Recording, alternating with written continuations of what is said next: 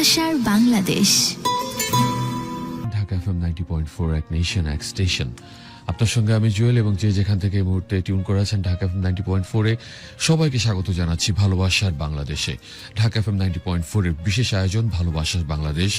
আর এই শো এর নামটি শুধু ভালোবাসার বাংলাদেশ নয়, কারণ এই শো এর সঙ্গে সংযুক্ত রয়েছেন এমন একজন ব্যক্তি, আমাদের সবার প্রিয় গুরু এহতেশাম। তাই বলতেই হয় স্বাগত জানাচ্ছি ভালোবাসার বাংলাদেশ উইথ গুরু এহতেশামে। আজও আপনাদের সঙ্গে বরাবরের মতো প্রতি বৃহস্পতিবারের মতো সঙ্গে রয়েছেন গুরু এহতেশাম লাইভ। শুরুতে এই সুযোগটি, এবং আমি অত্যন্ত ভাগ্যবান যে আমাকে এই সময়টাতে কিছুটা দেখা যায়, এবং একই সঙ্গে গুরু এহতেশাম যখন জয়েন করবেন আমি থাকবো, হয়তোবা আমাকে আর দেখা যাবে না। তো এই যে সুবর্ণ সুযোগ, যতক্ষণ পর্যন্ত সুযোগ রয়েছে, দেরি না করে স্বাগত জানাই আমাদের সবার প্রিয় গুরু এহতেশামকে। আপনারা স্ক্রিনে দেখতে পাচ্ছেন গুরু এহতেশামকে। গুরু, স্বাগত আপনাকে। ধন্যবাদ। চলো আকাশ ছুঁয়ে দেখি, চলো স্বাধীন এ দেশটারে বুকে বেঁধে রাখি, চলো কারো ভালো লাগায় উচ্ছ্বসিত হই, চলো কারো কষ্টে আহাজারি করি, চলো প্রিয় তোমার চোখে রাখি চোখ, কানে কানে বলি জান আমি তোমাকে অনেক ভালোবাসি, প্রাণের চাইতে প্রিয় মা তুমি, প্রিয় এই মাতৃভূমি, চলো মাকে ভালোবেসে আরেক দফায় মরি। আচ্ছা, কে ডাকে এভাবে? ভালোবাসার ফেরিওয়ালা, চলে এসো বন্ধু মাটির টানে, তারুণ্যের জোয়ারে ভাসবে তুমি, ভালো লাগার সুর বাজবে তোমার মনে, আর বাঁধন হারা হব আমি মুক্তির গানে। এটাই তো তোমার দেশ, এটাই তো আমার দেশ, আমাদের ভালোবাসা, আমাদের বাংলাদেশ। ভালোবাসা বাংলাদেশ এই অনুষ্ঠানে আপনাদের সবাইকে স্বাগত জানাচ্ছি। অবশ্যই আমি কৃতজ্ঞতা জানাচ্ছি যে ভালোবাসার বাংলাদেশ দিনকে দিন আপনাদের ভালোবাসার কারণে দারুণ এক উচ্চতায় চলে যাচ্ছে, এবং অফকোর্স আপনারা আমাদের সাথেই থাকবেন, এত চমৎকার করে এত যত্ন করেই আপনারা আমাদেরকে ভালোবাসবেন। ঢাকা 90.4, এবং সেই সাথে আপনারা প্রতি মুহূর্তে আমি একটু সাহায্য নিব আমাদের specially my co anchor, he is the most expert one, যারা এফএম ইন্ডাস্ট্রিতে যারা কাজ করতেছে তাদের মধ্যে ওয়ান অফ দ্য বেস্ট। জুয়েলকে জুয়েল, আমরা চাই যে আমাদের ভালোবাসার গল্প, যে গল্পগুলো আমাদের listeners and of course the viewers শুনতে চায়, সেই বিষয়গুলো আমরা কিভাবে কানেক্ট করবো সেই তথ্যটা আমরা গত এপিসোডে আপনাদেরকে জানিয়েছিলাম, এবং পূর্ববর্তী এপিসোডেও আপনাদেরকে জানিয়েছিলাম যে কি করে আপনি আপনার গল্পটি অথবা আপনি আপনার বিষয়টি আমাদের সঙ্গে শেয়ার করবেন। খুব সহজ, যে চিরচেনা নাম্বারটি আপনার ফোনে সেভ করা রয়েছে, আমরা বিশ্বাস করি 16260, এই নাম্বারে যোগাযোগ করতে পারেন। এই নাম্বারে একটা SMS অবশ্যই শুরুতে লিখবেন গুরু, এরপর আপনার নাম, আপনার জেলার নাম, এরপর আপনার ফোন নাম্বারটি টাইপ করে পাঠিয়ে দিবেন 16260 এই নাম্বারে। এটা ছিল আমাদের সেই পুরনো নাম্বার। আর নতুন করে আজকে যে খবরটি আপনাদেরকে দিতে চাই, ইনফ্যাক্ট গত সপ্তাহে জানিয়েছিলাম, যেহেতু এখন আমরা সবাই স্মার্টফোন, এবং বাংলাদেশে প্রায় 11 কোটিরও বেশি মানুষ এখন ইন্টারনেট ব্যবহার করছে, একদমই তাই। তো আমরা কেন সেই সুযোগে যাচ্ছি না? সেই যে দারুণ একটা প্ল্যাটফর্ম রয়েছে হোয়াটসঅ্যাপ, সেখানে আমরা যুক্ত হয়েছি, এবং হোয়াটসঅ্যাপ নাম্বারটি সেভ করুন আজই 01841904904। আবারও বলছি 01841904904। এই নাম্বারটিতে আপনি হোয়াটসঅ্যাপ করবেন। অবশ্যই দয়া করে এই নাম্বারটিতে আপনি কল করবেন না, কারণ আমরা যেই ভার্সনটি ব্যবহার করছি গুরু এহতেশাম, গুরু আপনি নিজেই দেখছেন আমরা যে ভার্সনটি ব্যবহার করছি একটা ডেস্কটপ ভার্সন, সো এখানে আমরা কল রিসিভ করতে পারি না। তো এই অনুরোধ থাকবে, আপনি যদি দয়া করে ফোন কল করার কোনো প্রয়োজন নাই, শুধুমাত্র ছোট্ট করে আপনাদের গল্পটা একটু লিখুন এবং হোয়াটসঅ্যাপ করুন আমাদের, যতটুকু সম্ভব। কারণ হোয়াটসঅ্যাপে যদি সংযুক্ত হতে পারি আমরা পরবর্তীতে হয়তোবা আপনার সঙ্গে আরো ভিডিও কলে যেতে পারি, তো ওই সুযোগটা কিন্তু থাকছে। সো SMS এর চেয়ে বেশি প্রেফার করি আমরা আসলে হোয়াটসঅ্যাপ নাম্বারটি আরো একবার বলছি 01841904904। অবশ্যই এই নাম্বারে শুরুতে গুরু লিখবেন, তাহলে ধরে নিব এটা ভালোবাসার বাংলাদেশ কেন্দ্রিক আপনার কথা, অথবা এই বিষয়ে আপনি কিছু জানতে চান। আমাদের কিছু জানতে পারি যে আমাদের ডেডিকেটেড পোর্টটা কি, সেই পোর্ট নাম্বার আমরা এট দ্য সেম টাইম আপনারা কমেন্ট সেকশনে কিন্তু জানাতে পারেন। জি, এই শো এর যে পোস্টটি আপনারা এই মুহূর্তে দেখতে পাচ্ছেন, লাইভে আমরা দেখতে পাই অনেক কমেন্ট, হয়তোবা লাইভের কমেন্টগুলো ওইভাবে অনুষ্ঠান চলাকালীন সময় আমরা ফলো করতে পারি না, বিকজ আমরা দুজনই এই পাশেই থাকি। আমাদের টিম চেষ্টা করেন, তবে সবচেয়ে ভালো হয় স্টোর থাকে আপনাদের কথাগুলি 16260 এই নাম্বারে, এবং ফেসবুকে যে পোস্টটি পাবেন আপনি একটু পরে কিছুক্ষণের মধ্যেই হয়তো পোস্টটি অলরেডি আপলোডেড, আপনারা চাইলে সেখানে লিখতে পারেন। সবচেয়ে ভালো হয় হোয়াটসঅ্যাপ, যেটা আমরা বলছিলাম যে আপনার সঙ্গে আমরা ভিডিও কলেও আমরা জয়েন করতে পারি, একটা ছোটখাটো ইন্টারভিউ হয়ে যায়, সেই মাধ্যমে আমরা সম্পূর্ণ যাচাই করে একটা গল্প কিন্তু আমাদের স্টেশন এবং আমাদের স্টুডিওতে নিয়ে আসি। তো এই প্রচেষ্টা থাকবে, আমরা আরো অনুষ্ঠান চলাকালীন সময় আরো কয়েকবার জানাবো, আর এই তথ্যটি সবার কাছে ছড়িয়ে দিবেন। আপনি শুনছেন ঢাকা FM 90.4 এবং শুরু হয়েছে ভালোবাসার বাংলাদেশ উইথ গুরু এহতেশাম, এবং আমাদের আজকে সম্মানিত অতিথি আমাদের সঙ্গে জয়েন করেছেন। এই অনুষ্ঠানটি একই সঙ্গে আপনি শুনছেন ঢাকা FM 90.4 এর রেডিওতে, এবং একই সঙ্গে দেখতে পাচ্ছেন ফেসবুকে আমাদের ঢাকা FM এর অফিসিয়াল ফ্যান পেজ থেকে লাইভ, এবং ঢাকা FM এর YouTube channel I love Dhaka FM থেকে। আমি কথা না বাড়িয়ে ফিরে যাচ্ছি আমাদের আজকের অনুষ্ঠানে। এক্স্যাক্টলি, আমিও সময় নেব না, বাট আজকের প্রোগ্রামটা আমার জন্য অনেক বেশি মূল্যবান, অনেক বেশি পবিত্র, অনেক বেশি অন্যরকম।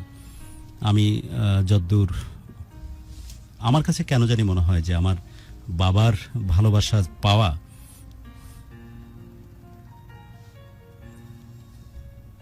প্রায় 10 বছর হতে চলল। আমি এইরকম ঘটনা খুব কম ঘটেছে যে কাছ থেকে কোনো মানুষের দুর্ঘটনা, কোনো মানুষ প্রবলেমে পড়েছে বা কোনো সমস্যা হয়েছে, সেই জিনিসটাকে আমি অ্যাভয়েড করে গেছি। কিন্তু আই এম সো আনফর্চুনেট, আমি অসম্ভব রকমের হতভাগা একজন, যে আমার বাবার ক্ষেত্রে আমি তাকে সেবা করার সুযোগ একেবারেই পাইনি। 24 ঘন্টার নোটিশে সেই মানুষটা আমাকে ছেড়ে চলে গেছেন। বাবার যে জিনিসগুলো আমার খুব বেশি মনে পড়ে, আমাদের বাবা ছেলে সবার রঙই একটু চাপা, স্পেশালি তার হাতগুলো এক্স্যাক্টলি আমার মতো, এরকম বড় বড় আঙ্গুল, এরকম আর কি। উনি প্রচন্ড পান খেতেন, তার পান, এবং সন্তানরাই হয়তো বাবার গন্ধটা স্পষ্টতভাবে টের পায়। পান খেতেন এবং সেই সাথে তার শারীরিক যে গন্ধ, সবকিছু মিলিয়ে একটা অন্যরকমের আবহ ক্রিয়েট হতো, এবং যে গন্ধটা আমার কাছে অনেক বেশি পরিচিত। এবং আমি আজও মনে করতে পারি যে 10 বছর আগে বাবা যখন চলে যান, তখন অ্যাটলিস্ট বাবার মুগ্ধ আমি প্রায় 10 থেকে 12 ঘন্টা বসেছিলাম। আমার ছেলে মানুষই চিন্তা যে বাবা চলে যাওয়ার পরেও আমার জন্য বাবাকে রিকল করতে কোনো রকমের সমস্যা না হয়। আমি চাইলেই যেন যখনই চোখ বন্ধ করবো বাবার ওই ফেসটা যেন আমার মুখে সামনের দিকে চলে আসে। এবং অ্যাট দ্য সেম টাইম আমার এরকম একটা এক্সপেকটেশন ছিল যে মানুষ মরে যাওয়ার পর মুখটা হা হয়ে যায়, মুখটা এভাবে ধরেছিলাম যাতে মুখটা কখনো ওরকম ভাবে খোলা অবস্থায় থাকলে ওনার মুখটা যেন হা না হয়ে যায়। বাবাকে ঘিরে সত্যি এই কথাগুলো সত্যি জানতে মন চায়। এক্স্যাক্টলি, বাবা কোথায় তুমি থাকো? তোমার ছেলে, তোমার ঘর, সবকিছুকে করে পর, এত শূন্যতা, এত হাহাকার বুকের কোনখানেতে রাখো। বাবা শুধু একটা বার ফিরে আসো, তোমার ওই হাত দুখানা ছুঁয়ে দেখি, তোমার মিষ্টি গন্ধ গায়ে মাখি। বড় অসহায় আমি তোমার প্রাণের খোকাকে তোমার বুকে বন্দি করে রাখো। বাবা শুধু একটা বার ফিরে আসো। কসম খোদার, ফ্যান ফলোয়িং বলো, ইমিডিয়েট ফ্যামিলি মেম্বার্স বলো, বন্ধু বলো, কারো ফরম্যাটে বাবার এই নিরঙ্কুশ ভালোবাসা কাছ থেকে দেখার সুযোগ আর এই পৃথিবীতে হয়নি। আমি জানি ভবিষ্যতেও হবে না।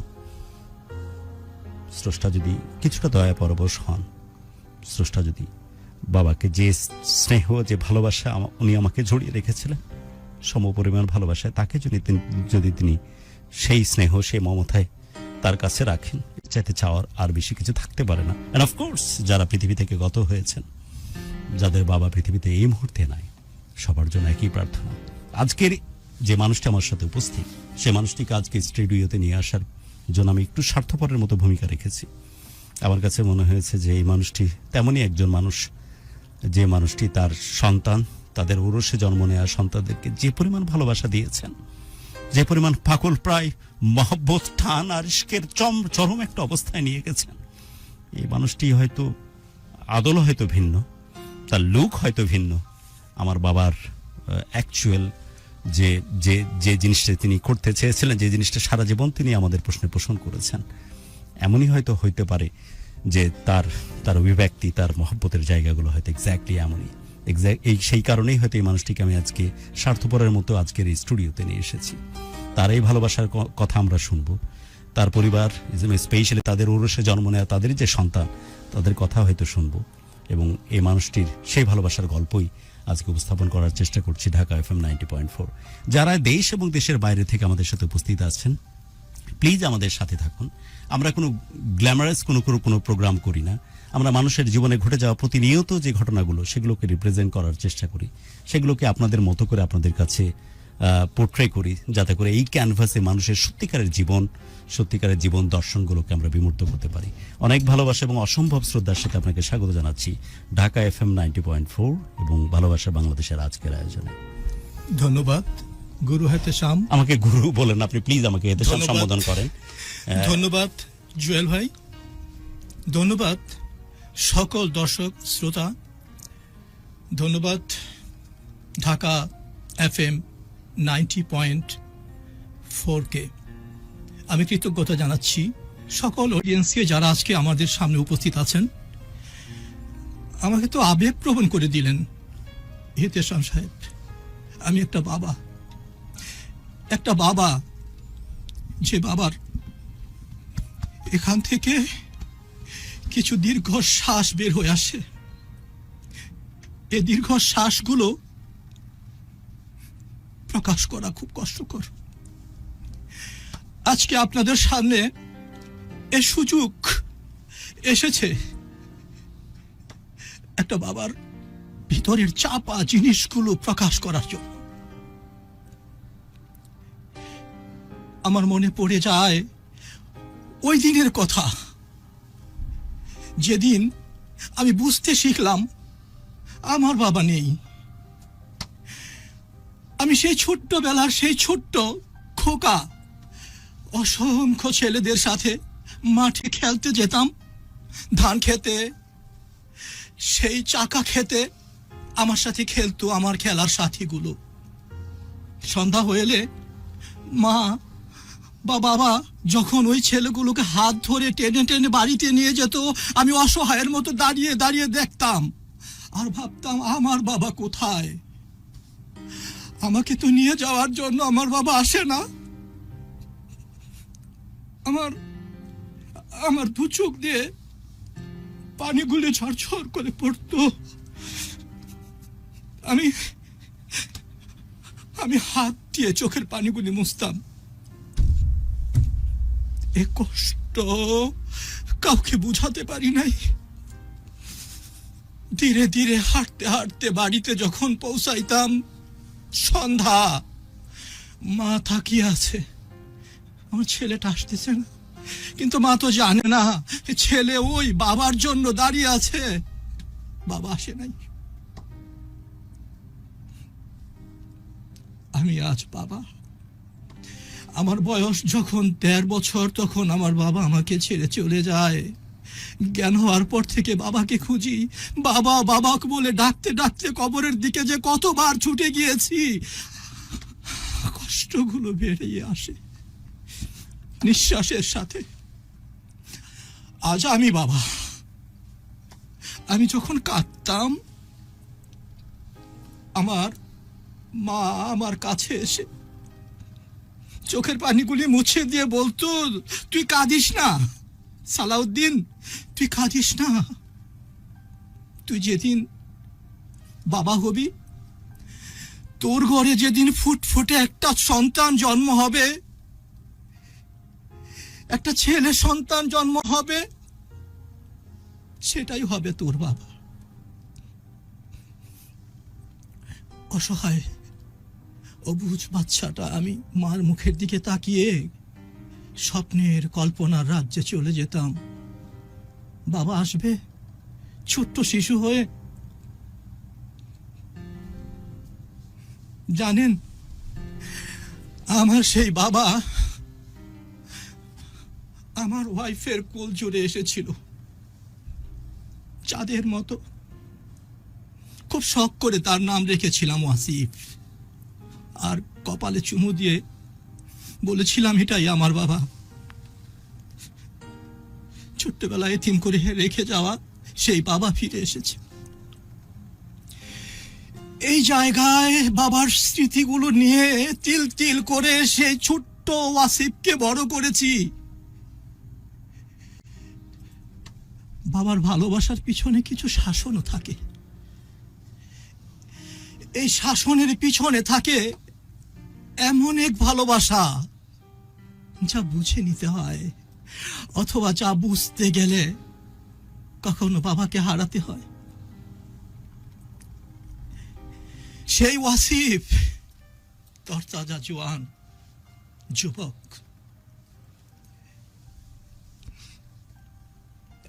আমার একটা মেয়েও আছে, প্রথম মেয়ে হয়, আমি সেই মেয়েরও বাবা। যখন পাশে কেউ ছিল না, আমি, আমার স্ত্রী, আমার এই ছেলে মেয়ে দুটোকে মানুষের মতো মানুষ করার জন্য সমস্ত ভালোবাসাগুলো নিংড়ে নিংড়ে দিয়ে ওদেরকে বড় করার চেষ্টা করেছি। একটা সময় ওদেরকে ছেড়ে আমি দেশের বাইরেও চলে যাই, শুধু ওদের মুখে হাসি ফোটানোর জন্য। আমি শুনতে পাই আমার মেয়ের চোখ দিয়ে ঝরঝর করে পানি পড়ে আর বলে বাবা নাই। আমার ছেলেটা আমাদের উঠানে একটা পাকা করা বেঞ্চ আছে, ওখানে উপুর হয়ে পড়ে থাকতো আর বলতো মা এই বুকে ব্যথা। এই কথাগুলো যখন বিদেশ থেকে শুনতাম, কষ্টগুলো সহ্য করতে পারতাম না, চলে আসতে ইচ্ছে করতো। ঠিক তখন বুকে জড়ায় ধরতে ইচ্ছে করতো আমার সন্তানগুলোকে। আয়, তোর বাবা ফিরে এসেছে। আমার এই মেয়ে, আমার বড় মেয়ে ওয়াসামা বিসমি, খুব লক্ষ্মী একটা মেয়ে। আমার ছেলে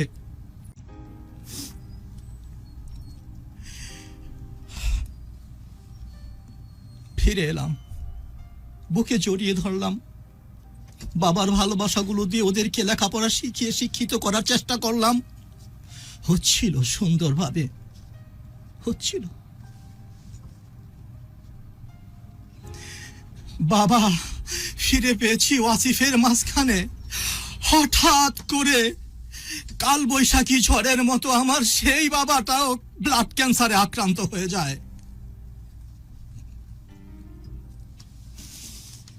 এ বুকটা ফালা ফালা হয়ে যায় যখন বুঝতে পারি আমার সেই হারিয়ে যাওয়া বাবাটা ছোট্ট শিশু হয়ে ফিরে এসে আবার ব্লাড ক্যান্সারে আক্রান্ত হয়ে যায়। আমার এই বাবাটাও কি আমাকে ছেড়ে চলে যাবে? আমি শক্ত হয়ে বনে যাই এক বাবা, এক যোদ্ধা বাবা। এখন আর আবেগ নয়, এখন আর চোখের পানি নয়, বুকের ভিতরে সব চাপা রেখে আমি হয়ে গেলাম বাবা। যে বাবাকে আমি হারিয়ে ফেলেছি, আমি হয়ে গেলাম আমার ছেলের বাবা, আমার মেয়ের বাবা। যুদ্ধে নেমে গেলাম। সারাদ ভাই, কত বছর আগের ঘটনা এটা? আমার যখন প্রথম ওটা ফাইন্ড আউট হয় যে ওয়াসিফের ক্যান্সার, আমার ছেলেটাকে সেই রমজান মাসের প্রথম দিকে যখন ব্লাড ক্যান্সারটা ধরা পড়লো, এই রমজান, এই রমজান, ওকে, রমজানের 10 তারিখে প্রচন্ড জ্বর, ভয়াবহ জ্বর। ওর গায়ে হাত দিয়ে দেখে হাত পুড়ে যায়। থার্মোমিটার যতবার দিয়ে জ্বর নামাতে পারি না। তখন করোনার ভয়াবহতায় সব কিছু লকড ডাউন, ভয়ে বের হতে পারি না। মানসিকভাবে এমন ভেঙে পড়েছিলাম, আমার ছেলের জ্বরের কথাটা শোনার সাথে সাথে মানুষ ভাববে করোনা হয়ে গেছে, বাড়িটা হয়তো লকডাউন করে দিবে, হয়তো মরে যাবে, হয়তো আমরাও মরে যাব। এত ভয় ভিতরে চাপা। ভাবছি, তখন শুনি অন্য দেশে মানুষ করোনায় মরে লাশ হয়ে পড়ে থাকে, যন্ত্র দিয়ে উঠায় নিয়ে যায় তাদেরকে। মানসিকভাবে এমন ভেঙে পড়েছিলাম যে আমরাও কি মরে যাব আমার এই ছেলেটাকে নিয়ে? আমাদেরও কি এভাবে ক্রেন দিয়ে উঠায় নিয়ে যাবে? কে পড়াবে জানাজা? হবে না, জানাজা কি হবে না এই করোনায়? ওর যে জ্বর, এ জ্বর যে কমাতে পারি না। ডাক্তাররা তো নিজেদের প্রোটেকশনের জন্য নিজেদেরকে সেভ রাখার চেষ্টা করবেই এই ভয়াবহ করোনায়। আমি ফোন দিলাম আমার এক আত্মীয় ডাক্তারকে, ডাক্তার নুরুল মমিন খান। উনি বললেন ইমিডিয়েটলি ওনাকে আমার হাসপাতালে নিয়ে আসেন, 1 সেকেন্ডের জন্য ভাবেন নাই। উনিও একটা বাবা, বাবার দৃষ্টিতে উনি দেরি করেন নাই, করোনাকে ভয় পান নাই, বললেন আপনার ছেলেটাকে নিয়ে আমার হাসপাতালে আসেন। নিয়ে গেলাম, আমি একাই। প্রচন্ড জ্বর, কত রকমের ঔষধ দেয়, জ্বর তো নামে না, ভয়ে বুক কাঁপে। আমি লিখি, কলম লিখি। একটা রাতের ঘটনা বলি। সেদিন সন্ধ্যা রাত থেকে আমার ছেলেকে গা মুছাইতে শুরু করলাম পানি দিয়ে। মুছাইতে মুছাইতে ক্লান্ত। আমার পিঠের মেরুদণ্ডের লাম্বার 5 এবং লাম্বার 4 এর মাঝখানে যে কুশন আছে, সেই কুশনটা ভাঙা, জেলিগুলি বের হয়ে গেছে। আমি উপর হইতে পারি না, কষ্ট হয়। ভুলে গেছি সেই ব্যথার কথা। আমি ডায়াবেটিসের রোগী, ভুলে গেছি আমার ডায়াবেটিসের কথা।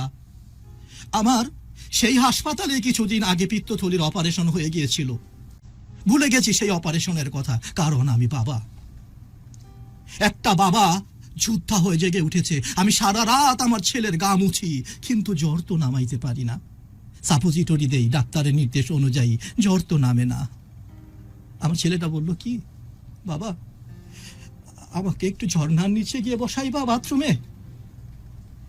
আমি তো বাবা, ওকে জাস্ট ছোট্ট একটা হাফ প্যান্ট পরাইয়া সেই ছোটবেলার মতো গত বছর, বাথরুমে। গত বছর, হ্যাঁ, এই যে লাস্ট রমজানের সময়, ওয়াসিফ কাম, রেনোভা হাসপাতালে। আসো আমার কাছে, আসো। এই যে এখানে বসো, বসো। এই চেয়ারটা অ্যাডজাস্ট করবো না, এখানে বসতে পারবে, বসো। একটু আমরা ঠিক আছে তুমি? হ্যাঁ। ওকে। এই আমার ছেলে, আর যাকে বলেছিলাম, আপনার মেয়ে, বড় মেয়ের নাম হচ্ছে? আমার বড় মেয়ে ওয়াসামা। আমি কি একটু ওয়াসা? দেখাবো? Please come, please. Please come. ওই চেয়ারটা সামনে দিয়ে দাও।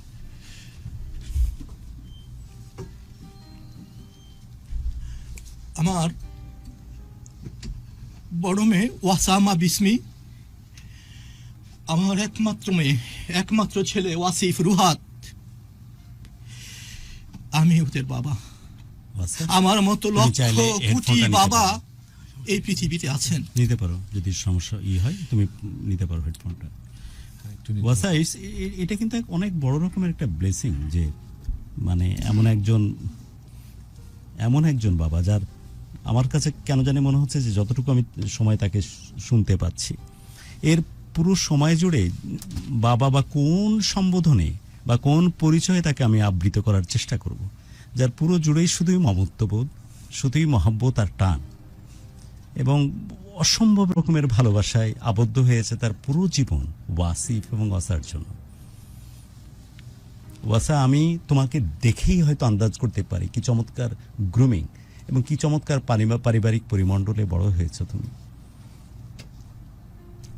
এবং সেই সাথে ওয়াসিফ আমার সাথে উপস্থিত, এবং যারা এখন এই মুহূর্তে আমাদের সাথে ভিডিও স্ট্রিমিং এর থ্রু দিয়ে ফেসবুকে দেখতে পাচ্ছ, এই ছেলেটার, দেখো, এই কথা তো বরাবরই আমরা বলতে পছন্দ করি যে স্রষ্টা কখনোই পক্ষপাত দুষ্ট নন। তিনি হয়তো বিভিন্ন সময় বিভিন্ন সিচুয়েশনের থ্রু দিয়ে আমাদেরকে পরীক্ষার মধ্য দিয়ে নিয়ে যান, কিন্তু এমন কোনো ঘটনা তো ঘটেনি যে কারণে হয়তো ওয়াসিফকে এরকম একটা পরীক্ষার থ্রু দিয়ে যেতে হবে। কিন্তু তার আস্থার জায়গা, তার আশ্বস্ত হওয়ার সবচেয়ে বড় কারণ, যেমন একজন বাবা তার পাশে আছেন, যে মানুষটির সবকিছু জুড়ে, তার সমস্ত কিছু সত্তা জুড়ে শুধুই ভালোবাসা, শুধুই মমত্ববোধ।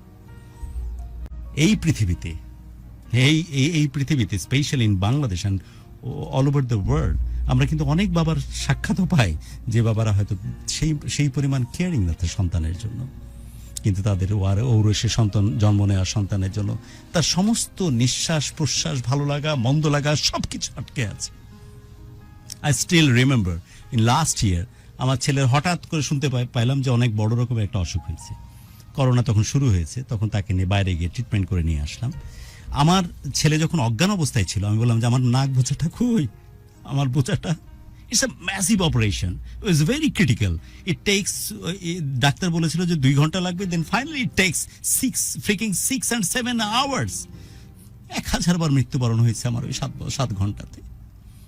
আমাকে যখন বললো যে you are permitted to meet with your child, আমি আমার বাচ্চার কাছে যখন গেলাম, ওর নাকটা একটু প্রয়োজনের চাইতে একটু বেশি বোঝা, ওর আমি নাক বোঝা করেই ডাকি। আমি ভাবলাম যে আমি গিয়ে আমার কেন জানি মুখ দিয়ে কোনো কথা না বের হওয়াতে আমি শুধু বললাম যে আমার নাক বোঝাটা কই, আমার জানটা। তো যে নাকটাকে একটু কুচকে যে আমি অনেক ব্যথা আব্বা। অর্থাৎ আমি বুঝতেছি যে ঠিক exactly that on that particular moment সে হয়তো হ্যালুসিনেশনের মতো আছে, কারণ অজ্ঞানের ওই যে তাকে যে সেন্সলেস করছে সেই জায়গা থেকে সে পুরোপুরি কাভারও হয়নি। But what a chemistry between father and child, যেটা উপর থেকে নির্ধারিত হয়, যে কারণে হয়তো সেই মেসেজটা তার নিউরনে পৌঁছে গেছে, নিউরনে না আমি বলবো তার কলিজাতে পৌঁছে গেছে, যে কারণে হয়তো সে রেসপন্স করতেছে। যখন ডাক্তার ডাকতেছে, নার্স ডাকতেছে, তখন রেসপন্স হচ্ছে না। যখন আমি বললাম যে আমার নাক ভোজাটা কই, আমার জানটা, আমার কলিজা পাখিটা কই, তখন বলতেছে এই যে, বলে আমার নাকটাকে গুচকাচ্ছে, তাই বলছে বাবা অনেক ব্যথা। So this is the thing, বাবা ছেলের যে সম্পর্ক, বাবা মেয়ের যে সম্পর্ক, এর কোনো ব্যাখ্যা চলে না। ওয়াসি, একটু আমি তোমার কাছ থেকে শুনতে চাই। আমার কেন জানি তোমাকে দেখে মনে হচ্ছে কি চমৎকার পরিমণ্ডলে তুমি বড় হয়েছো, কি অসম্ভব ভালোবাসায় আবিষ্ট করে রেখেছে তোমার পরিবার। স্পেশালি তোমার বাবার কথা তো এখানে আসছে, তোমার বাবার এত রক্তক্ষরণ, এত কষ্ট, এত কিছু। ইন রিটার্ন তুমি কি বলতে চাও? একটু ওয়াসির কাছ থেকে একটু কথা শুনতে চাই। তারপর অফকোর্স, আমি কি নাম ঠিক বলছি? ওয়াসি, নামটা ভুল আরেকবার। আমার নাম ওয়াসামা বিসমি। নিকনেম ওয়াসামা। ওয়াসামা। ওকে, ওয়াসামা। আর এখানে হচ্ছে ওয়াসিফ, রাইট? এবার ঠিক বলছি আমি, ওয়াসামা। শুনি তোমার কথা একটু। আমরা 2 ভাই বোন, আর আমার আব্বু আম্মু, আমরা 4 জনেরই আমাদের ফ্যামিলি, এবং 4 জনের মধ্যে ভালোবাসার বন্ডিংসটা অনেক অনেক শক্ত, যেটা আসলে সবার সামনে বলে প্রকাশ করাটা সম্ভব না। 4 জনের প্রতি 4 জনের ভালোবাসা এবং আন্ডারস্ট্যান্ডিং সবকিছু এতটা ডিপ। তো রিসেন্টলি আমাদের ফ্যামিলির সাথে যেটা ঘটেছে, আমার ভাইটার ক্যান্সার ধরা পড়ার পর থেকে আমরা পৃথিবীটাকে আসলে নতুন দৃষ্টিকোণ থেকে দেখার একটা সুযোগ পেয়েছি। ক্যান্সারকে আসলে অসুখ হিসেবে না ধরে আমরা ব্লেসিংস হিসাবেই দেখছি বর্তমানে, কারণ আমাদের ভাবার দৃষ্টিভঙ্গি, চিন্তা ভাবনা এবং অনেক কিছুই চেঞ্জ হয়ে গেছে এই ক্যান্সার আমাদের লাইফে আসার পর থেকে। তো আমার ভাইটা ইন্টারমিডিয়েটের স্টুডেন্ট ছিল। আবু বিদেশ থেকে ব্যাক করার পর আমাদের প্ল্যানিং ছিল যে আমার বিয়ে হয়ে যায় আর ওয়াসিফের পড়াশোনা, এই 2টা টার্গেট নিয়ে আমরা সামনের দিকে বাড়তেছিলাম। তো ওয়াসিফ মাত্র ইন্টারমিডিয়েটে ভর্তি হয়েছে। এর মধ্যে করোনা প্যান্ডেমিকের কারণে সারা দেশে লকডাউন পড়ে যায়। এই পরিস্থিতিতে স্কুল কলেজ সব কিছুই বন্ধ, সবার ভিতরে তখন একটা আতঙ্ক, যেটা একটা মহামারী রোগ এবং আমরা জানি না এটা শেষ কোথায়। তো এই সিচুয়েশনে ওয়াসিফের সবার আগে জ্বর ধরা পড়ে। তো ওই মুহূর্তে আসলে জ্বর মানে হচ্ছে করোনার ফার্স্ট সিমটমস। তো আমরা সবাই খুবই আতঙ্কের মধ্যে ছিলাম যে একে তো এসে রমজান মাস, তার উপর জ্বর, কি হতে পারে। কোনো হসপিটালে তখন জ্বর সিমটমসের সাথে ভর্তিও করায় না, এবং এখন যেরকম করোনা টেস্ট অনেক অ্যাভেলেবেল, তখন এরকম ছিল না, কিটের ঘাটতি ছিল। তো আমরা এলাকার একটা ক্লিনিকে ওয়াসিফকে অ্যাডমিট করাই দিই। দেন 3 দিন 4 দিন ভর্তি থাকার পর আমাদের সেই ক্লিনিক থেকে বলে দেওয়া হয় যে আমরা যেন অ্যাপোলোতে নিয়ে যাই ওয়াসিফের ট্রিটমেন্টের জন্য। তো আমার অবস্থাটা এরকম ছিল যে আমরা সবাই ভাবতেছি ওয়াসিফের করোনা, ওয়াসিফের কাছে যেতে ফার্স্ট সিম্পটম হিসেবে জ্বর, জ্বর ছিল সবার আগে। তারপর ওর কাছে আমরা যেতে পারতেছি না, ওকে ধরতে পারতেছি না, ওর জ্বর, ওর পুরো বডি ফেড হয়ে গেছে সাদা। আমি ছিলাম পাশে, আব্বু ছিল, আম্মু তো বাসায় ছিল, আর হসপিটালে যেহেতু আব্বুই ছিল সাথে, আমি যাইতাম হসপিটালে। যাওয়ার পর ওখানে ডোরের সামনে দাঁড়াইলে আব্বু আমার ঢুকতে দিত না যদি করোনা হয়, কারণ একটা বাবার মনে এই ভয় থাকে যে আমার এক সন্তানের যদি করোনা হয়, আরেক সন্তানকে তো আমি এটার ভিতরে ফেলতে পারি না, কারণ আমরা জানি এটা একটা ছোঁয়াচে রোগ। দরজার সামনে দাঁড়ায় ওয়াসিফকে দেখতাম, সেখান থেকে কান্না করতে করতে ব্যাক করতাম, চলে আসতাম। তোমরা তো পিঠাপিঠি ভাই বোন, তাই না? না, আমরা পিঠাপিঠি ভাই বোন না, আমাদের বয়সের ডিস্টেন্স 5 বছর। 5 বছর, আচ্ছা। হ্যাঁ, ওয়াসিফ আমার 5 বছরের ছোট। 5 বছরের ছোট হলেই কি, একসাথেই তো বড় হয়েছি। একদমই তাই, একসাথে ছিলাম, মারামারি, শেয়ারিং, কেয়ারিং সবকিছুই ছিল। দেখা গেছে একটা চিপস কখনো আমি রাস্তায় একা খুলে খাইনি, খাইতে পারতাম না। হ্যাঁ, কখনো সম্ভব না। কি হতো মনে? বাসায় নিয়ে আসতাম, জোরে নিয়ে খাইতে হবে। হ্যাঁ, ওয়াসিফকে নিয়ে খাইতে হবে। বাসায় নিয়ে আসলে অবশ্য আমি খাইতে পারতাম না, আমাদের নিয়ে যাইতো। ওয়াসিফ খুব দুষ্টু, ওয়াসিফি পুরোটা নিয়ে ফেলতো। তো আমার সেই ভাই অসুস্থ, হসপিটালে ভর্তি, আমরা জানি না হোয়াট হ্যাপেনিং উইথ হিম। তো আমরা হসপিটাল থেকে ওয়াসিফকে নিয়ে আসি। আমি তখনও বাসায় যাইনি, আমি আমার শ্বশুর বাড়িতেই তখন, কারণ আমরা জানি না ওয়াসিফের কি হয়েছে। আমাদের মানসিক অবস্থাটা তখন এরকম ছিল যেটা সম্ভব না কাউকে বোঝানো, কেউ বুঝবেও না, বোঝানো সম্ভব না। বুঝবেও না। করোনা না কি, এটা যে ক্যান্সার আমরা আসলে ইমাজিন করতে পারি নাই। দেন আমরা রোজার ঈদের আগের দিন ওয়াসিফের কিছু টেস্ট করানোর জন্য অন্য একটা হসপিটালে পাঠানো হয় মমিন আঙ্কেলের মাধ্যমে, যেই ডক্টরের কথা প্রথমে মেনশন করছে। তো সেখান থেকে রিপোর্ট আসার পর আঙ্কেলই ঈদের আগের দিন মানে চাঁদ রাতের আগের দিন কনফার্ম করে যে maybe it is cancer, but he was not sure. এতটুকু শোনার পরেই তো একটা ফ্যামিলির উপর কি আসতে পারে, একটা বাবা মায়ের কিরকম লাগতে পারে, যে বাবা মায়ের কিনা একমাত্র সন্তান, একমাত্র ছেলে সন্তান, আমার একমাত্র ভাই, আর কোনো সিবলিংস নাই আমার। আসলে ওই মুহূর্তে অনুভূতিটা এরকম ছিল যে ওয়াসিফ আমার একটা ভাই, আর কারো বাবা মা চিরদিন থাকে না। তো আমার ক্ষেত্রে হয়তো ফিউচার এরকম কিছু হবে যে আব্বু আম্মু তো মারা যাবে, মানুষ মরণশীল, হ্যাঁ এটার কোনো গ্যারান্টি নেই, হয়তো মারা যাবে, যাওয়ার পর যদি ওয়াসিফেরও কোনো কিছু হয় দেন আমার কে থাকলো বাবার বাড়ির সাইডটাতে। তারপর আমি ঈদের আগের দিন বাসায় চলে আসি শ্বশুর বাড়ি থেকে। দেন সেখানে আসার পর ঈদের আগের দিন কোথাও ডক্টর অ্যাভেলেবেল থাকে না, যেহেতু তখন করোনা সিচুয়েশন, প্যান্ডেমিক সিচুয়েশন, এমনিতেও ডক্টর অ্যাভেলেবেল ছিল না, সব হাসপাতালের প্রবলেম ছিল। আমাদের এক পরিচিত আছে, আমার দেবরের ফ্রেন্ড, আমার দেবরের মাধ্যমেই হয় এটা, মিঠু ভাইয়া, ওনার মাধ্যমে আমরা একটা ডক্টরের খবর পাই। তো ঈদের আগের দিন আমার হাজব্যান্ড, আমার আব্বু ওয়াসিফকে নিয়ে ওখানে যায় ডক্টর আশরাফুল হক চৌধুরী ইবনে সিনা মেডিকেল কলেজে। উনি ঢাকা মেডিকেল কলেজে, তখন মনে হয় হেমাটোলজিস্ট ঈদের আগের দিন উনি অ্যাভেলেবেল ছিল। রোজার ঈদের আগের দিন, তার উপর প্যান্ডেমিক সিচুয়েশন। ওয়াসিফকে ওখানে নেওয়ার পরে যেহেতু ওয়াসিফের খুব জ্বর, এসি রুম ছিল, রিসেপশনে এসি চালু ছিল, ওর শরীরে তীব্র কাঁপুনি ওঠে। কাঁপুনির কারণে সবাই আর চোখে তাকায় আর সন্দেহ করতে থাকে যে এটা মেবি করোনার রোগী। কোনোভাবেই করোনার নেগেটিভ রিপোর্ট ছাড়া ওকে ভর্তি করাবে না।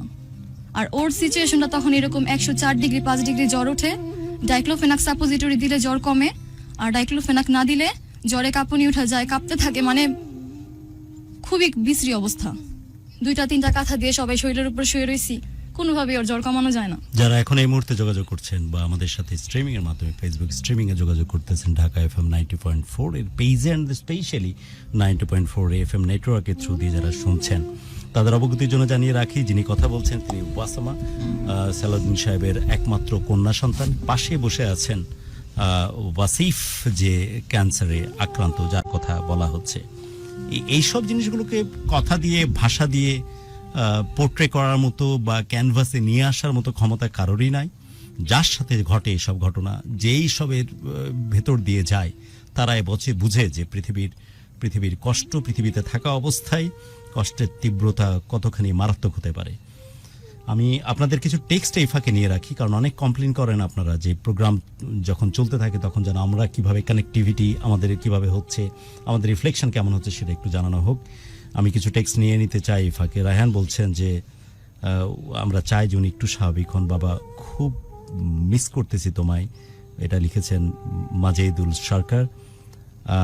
তারপরে অনেক দিন পর শুনছি, চাঁদপুর থেকে শুনছি, লিখেছেন আবির। রেডিওতে ভালো শোনা যাচ্ছে না, আমরা টেকনিক্যাল টিমকে রিকোয়েস্ট করব যাতে এফএম নেটওয়ার্কের কোনো রকমের কোনো প্রবলেম না হয়, নিরবিচ্ছিন্নভাবে এই কথাগুলো যেন পৌঁছে যায় সমস্ত মানুষের কাছে। মায়াবতী ময়না আমার, আচ্ছা, তিনি লিখেছেন, তার কমেন্টস এখানে জানিয়েছেন। তারপর আই লাভ ইউ বাবা, বাবার প্রতি সন্তানের যে মহব্বত, যে টান, সেই জিনিসগুলো রিফ্লেক্ট করছে বিভিন্নভাবে, সেই কমিউনিকেশন তারা দিচ্ছেন। দেন লাভ ইউ বাবা, মিস ইউ, এটা লিখেছেন আবির। হাই এবং হ্যালো জানিয়েছেন সবাই, লাভ ইউ বাবা। সবাই ওই একই কথাই বলছেন, অর্থাৎ সন্তানের প্রতি যে কমিউনিকেশন, সেই ব্যাপারগুলোই বোঝানোর চেষ্টা করেছেন। বাবলু লিখেছেন, গুরু আগে তো SMS করতে হতো, এখন তো অফিসে গিয়ে যোগাযোগ করতে হয় প্রোগ্রামে আসার জন্য। আমরা এখনও SMS ট্রিট করতে পারি এবং আমাদের পোর্ট নাম্বারটা হচ্ছে 16260 এবং একই সঙ্গে আমাদেরকে হোয়াটসঅ্যাপে জানাতে পারেন। হোয়াটসঅ্যাপ নাম্বারটি হচ্ছে 01841904904। 16260 এই পোর্টে আপনারা টেক্সট করুন। স্বল্প পরিসরে আপনার গল্পটা হয়তো লিখতেই পারেন এবং সেই সাথে আপনাদেরকে জানান দিন যে আপনারা প্রোগ্রামে আসতে চান। তারপরে অনেকেই লিখেছেন এবং সিলেট থেকে শুনছি জানিয়েছেন জফরুল চন্দ্র ভদ্র, এবং সেই সাথে মনিরুজ্জামান লিখেছেন বাবাকে মিস করতেছি অনেক, এবং বিবাড়িয়া থেকে অনেকে লিখেছে, বিবাড়িয়া থেকে আবু বকর সিদ্দিকী কমেন্ট করেছেন, এবং অনেকে গুরু সালাম নিবেন, আপনি আমার প্রথম ভালোবাসার মানুষ, আপনি আমার প্রেম, এটা লিখেছেন নার্গিস আক্তার লাবণ্য, এবং অনেকে hi hello Guru love you boss, আপনি বসেন, আমাকে বসার কথা লিখেছেন। বসার মতো পরিস্থিতি হয় না আসলে, সিচুয়েশন যখন এমন হয়। সাথে আছি কুমড়ির হাট থেকে। দেন অনেকেই হ্যালো স্যাড সাদিয়া লিখেছেন। আমি মালয়েশিয়া থেকে কালাম বলছি, কালাম লিখেছেন মালয়েশিয়া থেকে। অসাধারণ লিখেছেন, কারণ এই জিনিসগুলোতে ওনারা হয়তো নিজেদের ভালোবাসার কথাগুলো রিলেট করতে পারছেন। গুরু আজ অনেকদিন পর শুনছি এবং প্রথম লাইভে দেখছি। গুরু আপনাকে অনেক ভালো লাগছে। আচ্ছা, এই জিনিসটা অপ্রাসঙ্গিক। গুরু নাসির কই এনিওয়ে, কেন যেন ওই গত প্রোগ্রামে কন্টিনিউটি হইতে হবে হিসাবে হয়তো নাসিরের কথা আসছে, রাইট জুয়েল? জি, এবং একই সঙ্গে ওয়াসিফের জন্য এত দোয়া, এত শুভকামনা। ওয়াসিফের কথা যেহেতু এত বেশি করে আসছে, ওয়াসিফের কাছে আমরা যাব। আমরা ওয়াসিফকে একটু হেডফোন দিয়ে, আমি কি একটু জুয়েল হেডফোনটা শেয়ার করতে পারি? আমি আমারটা শেয়ার করছি। ওয়াসিফ সবকিছুর কেন্দ্রবিন্দুতে একদমই তুমি, তোমার কি সাউন্ড যাচ্ছে এখানে? সবকিছুর কেন্দ্রবিন্দুতে তুমি। ওয়াসিফ, আমি জানি যে you are the fighter man. তোর বয়স কত এখন? 19 বছর। ইন্টারমিডিয়েট পরীক্ষা কি দিয়েছো নাকি? না, ও আই এম সরি, হ্যাঁ, সেকেন্ড ইয়ারে উঠছিলাম ইন্টার। ইন্টার সেকেন্ডে এক্সাম দেওয়া হয়নি, অটো প্রমোটেড হয়ে গেছে। অটো প্রমোটেড ওই সময়টাই, রাইট? আচ্ছা, এনিওয়ে, এখন গ্র্যাজুয়েশন ভর্তি হওয়া হয়েছে? এখনো ভর্তি হওয়া হয়নি। পরীক্ষাটা হয় নাই। তুমি কি দাঁড়াবে আমার সাথে একটু? ওয়াসিফের হাইট তো অনেক দেখি, অলমোস্ট আমার মতো নাকি আমার সাথে বেশি যাচ্ছে, অলমোস্ট আমার মতো। ওয়াসিফ, আমি তো বরংবরই বলি এবং এরা আসলেই সত্য যে স্রষ্টা কখনোই পক্ষপাতদুষ্ট না। এই কথা এই জায়গাতে গিয়ে বলা যায়, কিন্তু আমার সন্তানের সাথে ঘটছে তো একটা ঘটনা, আমি তো প্রপারলি রিলেট করতে পারি। তোমার জায়গাতে গিয়ে ওই কথাটা বলতে সাহস পাবো কি না, আর যদি না বলি তাহলে তুমি অভিশপ্ত হয়ে যাব যে স্রষ্টা আসলেই পক্ষপাতদুষ্ট নন। তোমাকে বোঝানোর, তোমাকে কাউন্সিলিং করার, কোনো কিছু বলার ক্ষমতা আমার নাই বাচ্চা, আসলেই নাই। বাট স্রষ্টা যখন অনেক কিছুর ভেতর দিয়ে নিয়ে যান, তখন হয়তো কিছু মানে হয় না যে কিছু পর্বত প্রমাণ কষ্ট দিলে স্রষ্টা আবার সমুদ্র সমান ভালোবাসাও দিয়ে দেন। সে ভালোবাসা তোমার বাবা বা মায়ের হাত ধরে এসেছে। বাজান, কোনো রিগ্রেট কি কাজ করে যে পৃথিবীটা আরো সুরে বাসে বাঁচতে পারতো? এই যে বোনের কষ্ট, যেটা ওয়াসামা তার কথা প্রসঙ্গে বলছিল, এই যে বাবা রিফ্লেকশন, বাবা তো একদম ছটফট করতেছে, কলিজা কেটে যদি প্লেটে করে হাজির করে দেওয়া হয়, যেখানে যে পরিমাণ রক্তক্ষরণ থাকে সেটাই আমি দেখতেছি একদম চোখের সামনে। বাবজান, কোন রকমের রিগ্রেট কাজ করে এই স্রষ্টার প্রতি, প্রকৃতির প্রতি, এত অসম্পূর্ণতার প্রতি? তোমাকে বোঝানোর ক্ষমতা নাই, প্রথমেই ক্ষমা চেয়ে নিচ্ছি। এটা বোঝানোর কোনো মহাতাজ না। যে সময়টা পার করতেছো, এই সময় বাবজান এটার কোয়েশ্চেনও হয় না, কি প্রশ্ন করবে? তোমার ভিতরের ঘটনাগুলো, তোমার ভিতরে কিভাবে কি চলতেছে একটু শুনি তো তোমার মতো করে। বাট এটা সত্যি বাপ, এই যে 1000টা মেসেজ আসতেছে না, সবাই শুধু একটা কথাই বলতেছে, অসিফ তোমার সাথে আছি। আল্লাহ রাব্বুল আলামিনের কাছে প্রার্থনা যে স্রষ্টা চাইলেই তো ক্যারিজমা ঘটায় ফেলতে পারেন, হয়তো তোমার সাথে ঘটে যাবে দারুণ কিছু একটা। কোনো একদিন ভোরে জানবো যে আমাদের অসিফের কিচ্ছু হয়নি। সমস্ত ডাক্তার যা রকমের এক্সপেরিমেন্ট করেছে, যা রকমের ডায়াগনোস্টিক করেছে, এভরিথিং ইজ বুলশিট, এবং সবকিছু শেষ। সে সবকিছুর ঊর্ধ্বে গিয়ে ভালো আছে, কোনো রকমের কোনো ক্যান্সারের কোনো জীবাণু কোনো কিছু নাই তার মধ্যে। হয়তো স্রষ্টা চাইলেই পারেন এরকম একটা ক্যারিজমা ঘটিয়ে দিতে। আনটিল আনলেস তোমার ভিতরে কি চলতেছে এখন, কি অবস্থায়, কিভাবে দেখতেছো এই জিনিসগুলোকে? আসলে আমি বসো, বলতে থাকো।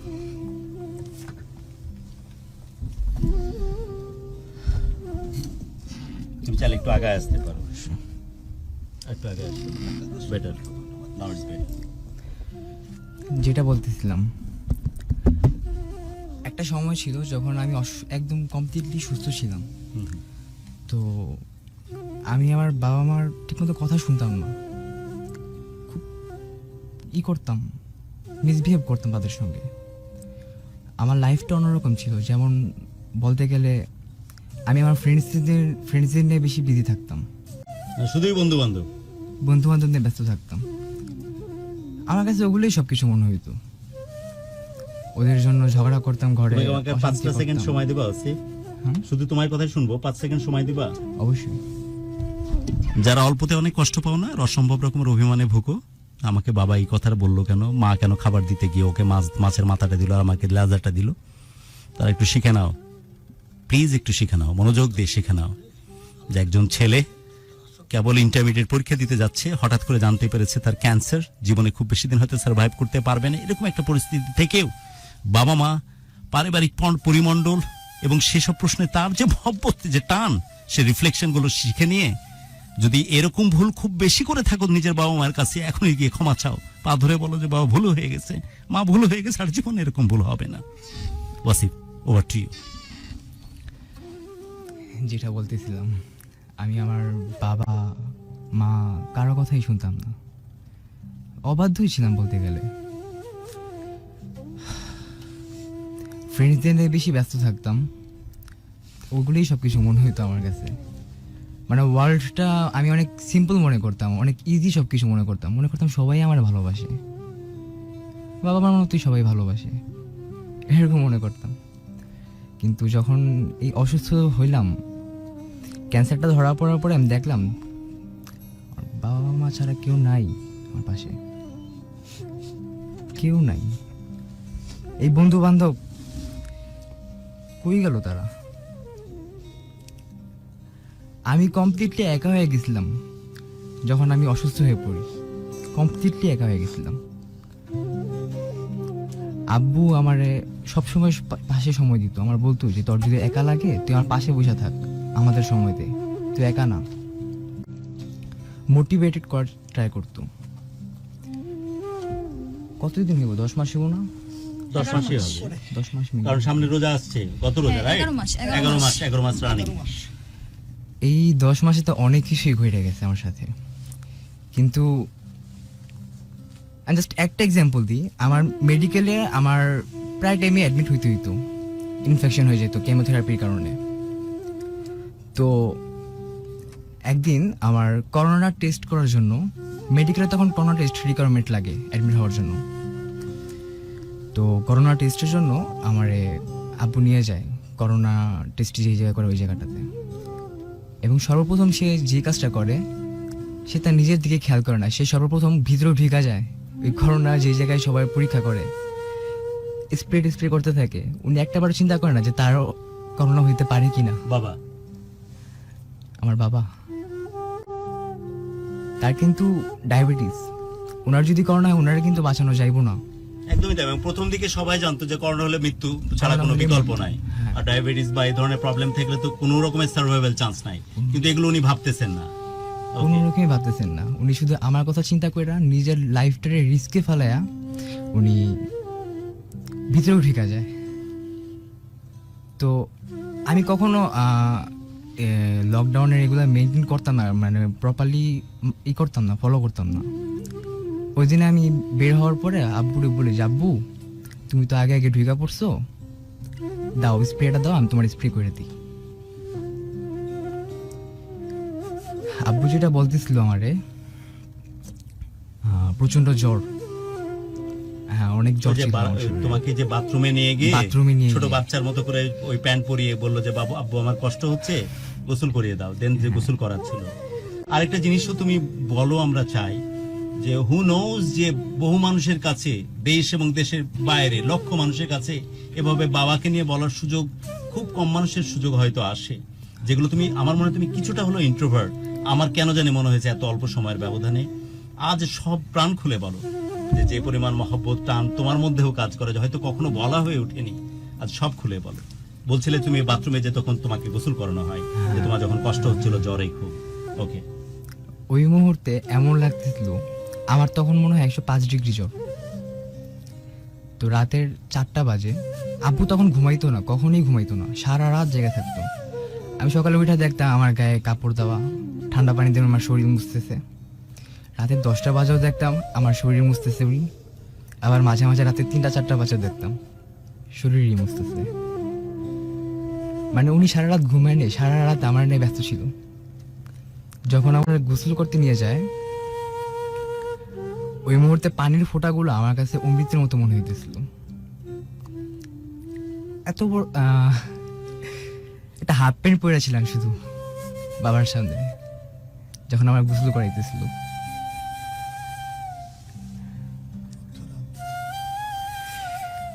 আমার ফার্স্ট কেমো দেওয়ার পর প্রচণ্ড রিয়াকশন পড়ে। তো রিয়াকশনের কারণে অক্সিজেন দেয় রাখে আমার বেডের মধ্যে। তো অনেক মানুষ ক্যান্সার এটা যখন আইডেন্টিফাই হয়, আইডেন্টিটি হওয়ার ফার্স্ট কেমো না, সেকেন্ড কেমন পরে, সেকেন্ড সেকেন্ড কেমন কেমো ওকে। তো অক্সিজেন দেওয়া রাখে। অনেক মানুষ আসছিল, মনে করছিল যে ওই দিনই হয়তো বা আমি শেষ নিঃশ্বাস ত্যাগ করবো। তো আমি ওই মুহূর্তে, আমার আম্মু তো আমার সামনে ছিল না, আমি বলতেছিলাম যে মা এটাই না, উনি নিতে পারবো না। কিন্তু আমি আমার বাবারে খুঁজতেছিলাম বারবার, বলতেছিলাম না, একটা চক্ষু লজ্জা কাজ করে। আসলে সম্পর্কটা এমন হয়ে গেছে যে কেমন যেন একটা দূরত্ব সৃষ্টি হয়ে গেছিল না অসুস্থতার আগে। কিরকম দূরত্ব বলো? যেমন আমি তো অসুস্থ হওয়ার আগে বাবা মাকে কেয়ার করতে না, বন্ধু বান্ধব নিয়ে থাকতাম। বন্ধু বান্ধব নিয়ে এখন তারা কেউ নাই, শুধুই বাবা মা, আর কেউ নাই। স্পেশালি বাবা একদম ছায়ার মতো, একদম যক্ষের ধনের মতো আটকে রেখেছে। তখন লজ্জাবোধ কাজ করতো, রাইট? অপরাধবোধ কাজ করতো, যে মানুষগুলোকে ইগনোর করেছে আমি দিনের পর দিন। ওকে, তারপর? তো আমি চক্ষু লজ্জা বলতে পারতেছিলাম না যে আব্বু কোথায়, আব্বুরে ডাকো, আব্বু একটু দেখি। তুমি কি নিজে অনুভব করতেছিলে ওই মুহূর্তে যে আমি মনে হয় বাঁচবো না? হ্যাঁ, আমি এটা মনে করতেছিলাম। তাই? অবশ্যই। তখন সমাজ শুধু একটা মাথায় আসছিল যে বাবার একটু দেখতে চাই, বাবার একটু শেষবারের মতো দেখতে চাই। সালাউদ্দিন সাহেব, ক্ষমা করার জন্য তো এগুলো কারণ অনেক যথেষ্ট। ক্ষমা না করলে এভাবে লড়াই তো করতাম না। ওকে, তারপর আছে? আম্মুরে দেখতে চাইনি কারণ উনি নিতে পারবো না আমার ওই অবস্থাটা। আম্মুকে আমরা খবরই দেইনি তখন হসপিটালে। আমি আর আব্বু সব গোপন রাখছি, ওকেও বুঝতে আত্মীয় স্বজন সবাই ছিল। তারপর আছে?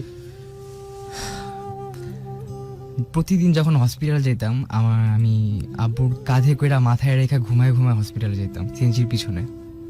আবার কাঁধে ঘুমায় ঘুমায় আসতাম। ইভেন এখনো আমার পিঠের হাড্ডিতে ইঞ্জেকশন দেওয়ার পরে ওনার কুলে শুয়ে শুয়ে আসি। এখন চক্ষু লজ্জা কাজ করে না আব্বুর প্রতি ভালোবাসা দিতে গিয়ে।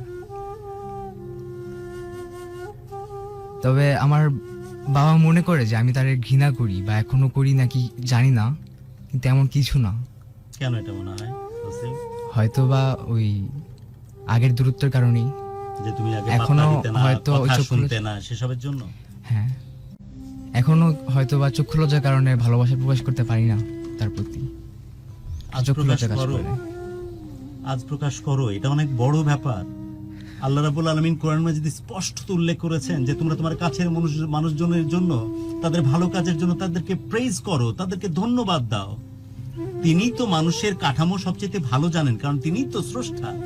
কারণ এটা প্রয়োজন for the inspiration of ourselves. আমাদের মোটিভেশনের জন্য এগুলো দরকার। বাবাকে জানিয়ে দাও what exactly happening in your mind, এই কলেজের মধ্যে কি চলতেছে। আমি শুধু এইটুকুই জানি যে আমার বাবা এবং মা ছাড়া এবং আমার আপু ছাড়া কেউ নাই আমার। আগে যেটা ভাবতাম যে আমার বন্ধু বান্ধব সব, এই ধারণাটা সম্পূর্ণ ভুল। কেউ আসে না বিপদে, ওনারাই তো ছিল। আমার যখন প্রথম জ্বরটা ধরা পড়ে, আমি আব্বুরে বলতেছিলাম, আব্বু তুমি আমার কাছে এসো না, আমার যদি করোনা হয়ে থাকে, তোমার তো ডায়াবেটিস, তোমার এটা রিকভার করা যাবে না। তো আব্বু অনেক ইমোশনাল হয়ে গেছিল কথাটা শুনে, উনি কান্না করে দেয়। এবং আমি না করার পরেও উনি বারবার আমার কাছে এসে আমার কেয়ার করতেছিল। সর্বপ্রথম যখন আমার জ্বরটা ধরা পড়ে, আমি চেষ্টা করছিলাম যে লুকায় রাখার, নিজের লকডাউন করে একা একা বন্দি করে রাখার। তুমি তো ভাবছিলে তখন করোনা করোনা হয়ে গেছে। তো আমি প্রথম 2 দিন আমি কাউকে জানাইনি, আসলে সহ্য করার চেষ্টা করতেছিলাম যে আমি কাউকে জানাবো না, এইভাবেই থাকি, দরজা লাগায় রাখতাম, চুপচাপ থাকতাম। একটা পর্যায়ে আমার আম্মু নোটিস করে যে আমি অসুস্থ, মানে আমি বিছনায় পড়ে উঠেছি, অ্যাবনর্মাল বিহেভ করতেছি, নর্মালি আমি যেরকম বিহেভ করি না। তো উনি আমার কপালে হাত দিয়ে দেখে যে আমার জ্বর। তো ওই মুহূর্তে আমার বাবার সাথে খুব মানে কোনো একটা কারণে খুব ঝগড়া হইতেছিল। তো উনি আমার সাথে কথা বলতো না, আমিও তার সাথে কথা বলতাম না। তো অভিমান করেই হয়তো বা ফার্স্টে উনি আমার অসুস্থতার কথা জানি না জানার ভান করছিল, কিন্তু পরবর্তীতে উনি দৌড়ায় আসছে যখন দেখছি সিচুয়েশন খুবই খারাপ। উনি একটাবার চিন্তা করে নাই যে করোনা যদি হয়ে থাকে ওনার কি হইব। সকালে ঘুম থেকে ওইটা দেখতাম আম্মু আমার বিছনায় ঘুমায় গেছে, সারা রাত আমার কপালে পট্টি দিতে দিতে। রিয়েলাইজ করতে পারতেছি যে ফ্যামিলি আসলে কি। এখন আর আমার আপু যেটা বললো যে এটা একটা ব্লেজিং এর মতো আমার দৃষ্টিভঙ্গি দেখতেছি, আসলেই আমি এটা ব্লেজিং এর মতোই দেখতেছি, কারণ আমার খুব ভালো অভিজ্ঞতা হয়েছে এখান থেকে। ওয়াসিফ চেঞ্জ হয়েছে, অনেক চেঞ্জ হয়েছে, কি বাসমা পজিটিভ হইতে চেঞ্জ হয়েছে ওয়াসিফ। ভাই বোনের কি আগে ওয়াসিফ যেরকম ছিল অনেক বেপরোয়া ছিল, আমাদের প্রতি ভালোবাসা খুব কম ছিল, পৃথিবীটাকে রিয়েলিস্টিক দৃষ্টিকোণ থেকে ওয়াসিফ দেখে নাই কখনো, বাস্তবতা কি ওয়াসিফ জানতো না। কিন্তু ইদানিং ওয়াসিফ অনেক পজিটিভ ওয়েতে চেঞ্জ হয়েছে, আমাদের সাথে বন্ডিংস বাড়ছে, ভালোবাসা বাড়ছে, আব্বু আম্মুর প্রতি রেসপেক্ট বাড়ছে না। তাই আছে আব্বু আম্মু আসলে ব্লেজিংস হয়। নিজের প্রতি একটু কেয়ারিং হইলে আর একটু তাই আছে নিজের প্রতি কেয়ারিং নাই এখন। অর্থাৎ পৃথিবীতে যে কোনো কষ্টের ঘটনা, যে কোনো দুঃখের ঘটনা নেগেটিভ ইম্প্যাক্ট তো ফেলে, পজিটিভ কিছু এক্সপেরিয়েন্সও দিয়ে যায়, রাইট? এই ঘটনা পরস্পর কারো অনেক কাছাকাছি নিয়ে এসেছে, তাই তো? অনেক ওয়াসিমা? কাছাকাছি নিয়ে এসেছে আমাদের ফ্যামিলিকে। আগে আব্বুর সাথে ওয়াসিফের সাথে কোনো কমিউনিকেশনই হতো না, দেখা গেছে আমরা সবাই একসাথে, ওয়াসিফ দূরে ওর রুমে একা একা মোবাইল নিয়ে ব্যস্ত, টিভি দেখতেছে, গেমস খেলতেছে, আমরা 3 জন বসে আছি। এখন এরকমটা হয় না। ওয়াসিফ, হয়তো বলেছো ফর্মালি বা ইনফর্মালি, আজ লক্ষ মানুষ তোমার এই প্রোগ্রামটা এক্সপেরিয়েন্স করতেছে, সবাইকে সাক্ষী রেখে আরেক দফায় বলে দাও যে তোমার ভিতরে শুধুই, আমি তো বুঝতেছি হয়তো তোমার মতো ছেলেদের বলা হয়ে ওঠে না, জানিয়ে দাও যে তোমার পাশে থাকে মানুষটাকে কি পরিমাণ ভালোবাসো তুমি। তোমার নিঃশ্বাস তো আটকে আছে এই মানুষটার জন্য, রাইট? জানায় দাও, একদম প্রাণ খুলে জানাও। সবচেয়ে বড় কথা যেটা, বাবা মার উপরে কোনো কিছুই হয় না, বন্ধু বান্ধব বাট তারপর ফর্মালি বলতে হয়, জানো, this is so important, formally জানিয়ে দেওয়া যে কত ভালোবাসি মা তোমাকে আমি, মা ভুল হয়ে গেছে, সেদিন ভুল করেছিলাম, তোমার তরকারি ঠান্ডা দেওয়ার কারণে উল্টা পাল্টা কথা বলছিলাম, ক্ষমা করে দাও, ঘাট হয়েছে আমার, পা ধরতেছি মা, ভুল হয়ে গেছে। বলে দাও আজকে বাবাকে, সব বলে দাও, মাকে বলে দাও যে জিনিসগুলো যে ওয়াসামা বলতেছিল নিজের অজান্তে হয়তো দূরত্বগুলো তৈরি হয়ে গেছে, সবগুলোর জন্য মনে যা কাজ করতেছে প্রাণ খুলে বলো। সত্যি বলতে আমি অনেক অনুতপ্ত এই যা করছি তাদের সঙ্গে। আমি যতবারই আমার বাবা মার সাথে অন্যায় কিছু করে থাকি, আমি যতবারই ক্ষমা চাই তারা ক্ষমা করে দেয়, একটাবার অভিমান দেখায় না। এখন আমি ভুলবশত একটা কিছু করে ফেললে আমি সর্বপ্রথম ক্ষমা চাই যে আব্বু মাফ করে দাও, ভুল হয়ে গেছে, ক্ষমা চাইছিলাম না আব্বু, বারবার তুমি ক্ষমা করতেছিলে না, রাগ দেখাইতেছিলা, পরে তোমার অভিমান। মুখে সরিয়েছিলাম। এটা অভিমান, জমে থাকা অভিমানগুলো, যে অভিমানের ভিতরে ভালোবাসা লুকায় থাকে। বাবারা এমনই হয়, বাবারা কঠোর হয়, শক্ত। একটা ডিম যেমন খুব শক্ত, ডিমটাকে টোকা দিয়ে ভেঙে ফেলার সাথে সাথে ভিতর থেকে তরল পদার্থগুলো বের হয়ে আসে, যেগুলি হলো ভালোবাসা। বাবারা এমনই হয়, বাবার কঠোরতা, বাবার মজবুত ভাব, এটা যারা বুঝতে পারে, সহ্য করতে পারে, তারা বাবার কাছ থেকে প্রকৃত ভালোবাসাগুলো অনুধাবন করতে পারে। আমি বাবা বলছি, আমার এই যে ছেলে মেয়ে দুটো, এই ছেলে মেয়ে দুটোকে আঁকড়ে ধরে আমরা যেন যেতে পারি আরো বহু দূর। আমার এই ব্লাড ক্যান্সারে আক্রান্ত ছেলেটার সুস্থতার পিছনে অনেকের ভূমিকা আছে, চমৎকার কিছু ভূমিকা। এই দুঃসময়ে এটা না বললেই নয়, সর্বপ্রথমে কৃতজ্ঞতা জানাচ্ছি আল্লাহর কাছে, মহান রব্বুল আলামিন, সৃষ্টিকর্তা, পরম দয়ালু আল্লাহ তাআলার প্রতি কৃতজ্ঞতা জানাচ্ছি। বারবার বলছি আলহামদুলিল্লাহ, আলহামদুলিল্লাহ, আলহামদুলিল্লাহ।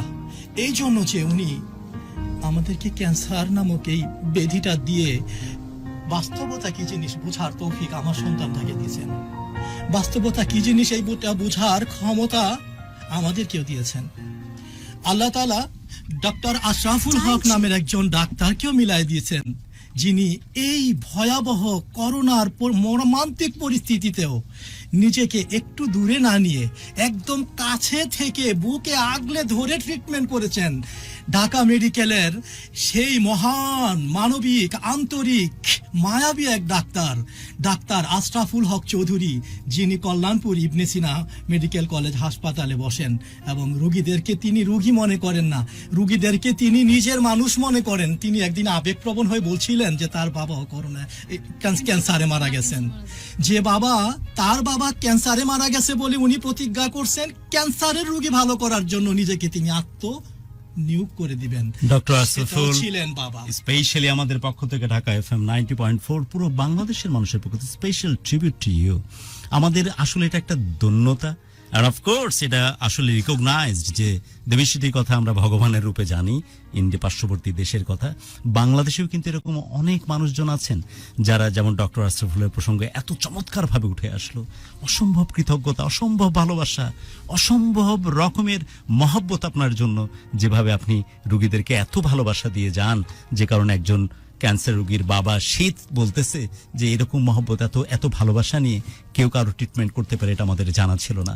এবং আমি সত্যি আই এম রিয়েলি সারপ্রাইজ যে এরকম একটি পরিবার আমার সামনে উপস্থিত।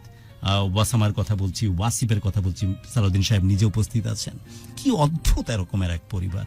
এটা কি আসলেই ওনারা এরকম নাকি এটাও উপর থেকে আসে? আল্লাহ রাব্বুল আলামিন তাদেরকে নির্ধারণ করে দেন যে তোকে কষ্ট দিয়েছি ঠিকই, তোর মধ্যে ইমানি জজবা এমন ভাবে দিয়ে দিলাম, শুধু একবার না বহুবার আলহামদুলিল্লাহ বলছেন। স্রষ্টার প্রশংসা নিরঙ্কুশ ভাবে তারা বারবার করে উচ্চারিত করছেন, এবং আলহামদুলিল্লাহ বলার সময় তার যে attitude, body language, facial expression স্পষ্ট দিয়ে বলে দিচ্ছে এই আলহামদুলিল্লাহ বলার পিছনে মিনিমাম কোনো খাদ নাই।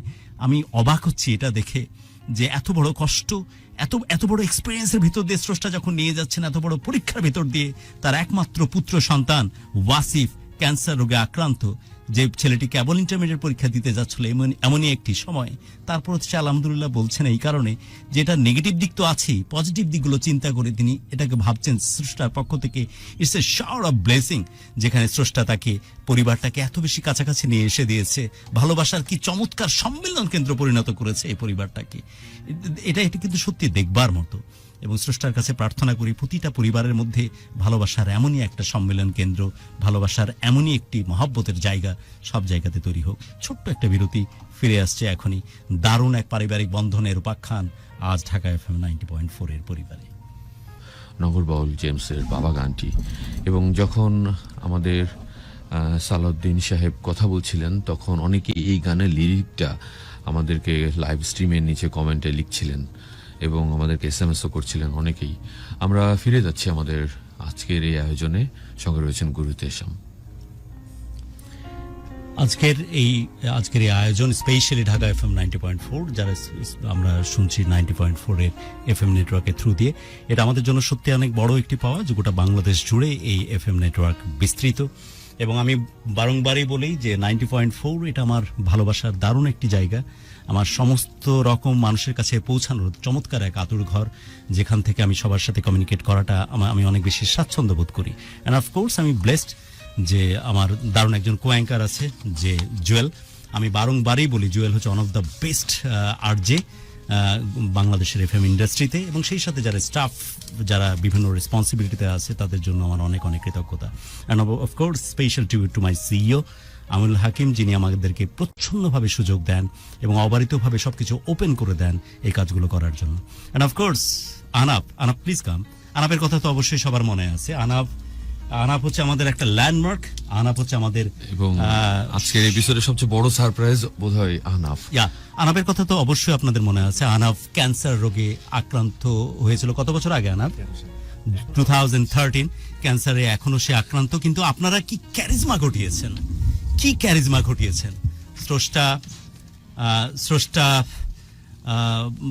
বিভিন্ন সময় বলেন আমরা তো অতখানি ব্লেসিং না আমাদের যে যেখানে আমরা মুজিজা বা অলৌকিক কিছু ঘটিয়ে ফেলতে পারবো, কিন্তু 10 জন যখন একসাথে হয় কি পরিমাণ অলৌকিক ঘটনা ঘটতে পারে তার সার্থক একটা এক্সাম্পল হচ্ছে আমাদের আহনাফ।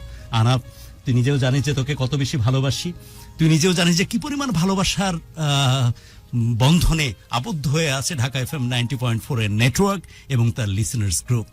এই আহনাফ ক্যান্সার রোগে আক্রান্ত হওয়ার পর 2013-এ প্রথম আমরা একটা ক্যাম্পেইন লঞ্চ করি, যেখানে আহনাফের জন্য আমরা বলেছিলাম যে প্রায় 1 কোটি টাকা সমপরিমাণ কালেকশন মানি প্রয়োজন।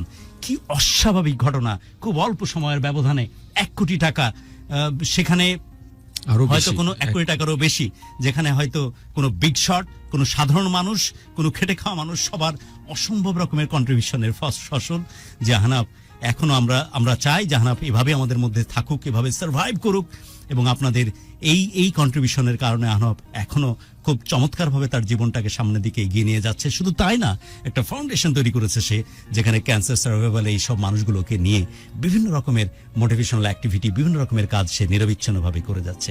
আহনাফ, তোর জন্য রাজ্যের কৃতজ্ঞতা, অসম্ভব গর্ব, দারুণ রকম ভালোবাসা। একটু একটু একটু প্লিজ তুই কথা বল আহনাফ, একটু আহনাফকে একটু হেডফোনটা দেখা, আহনাফ একটু সামনের দিকে চলে আয়। আহনাফকে রিলেট করতে পারছেন তো? অনেকেই রিলেট করতে পারছেন, পারা উচিত। 2013-এ আহনাফ এসেছিল এই ঢাকা FM এর স্টুডিওতে।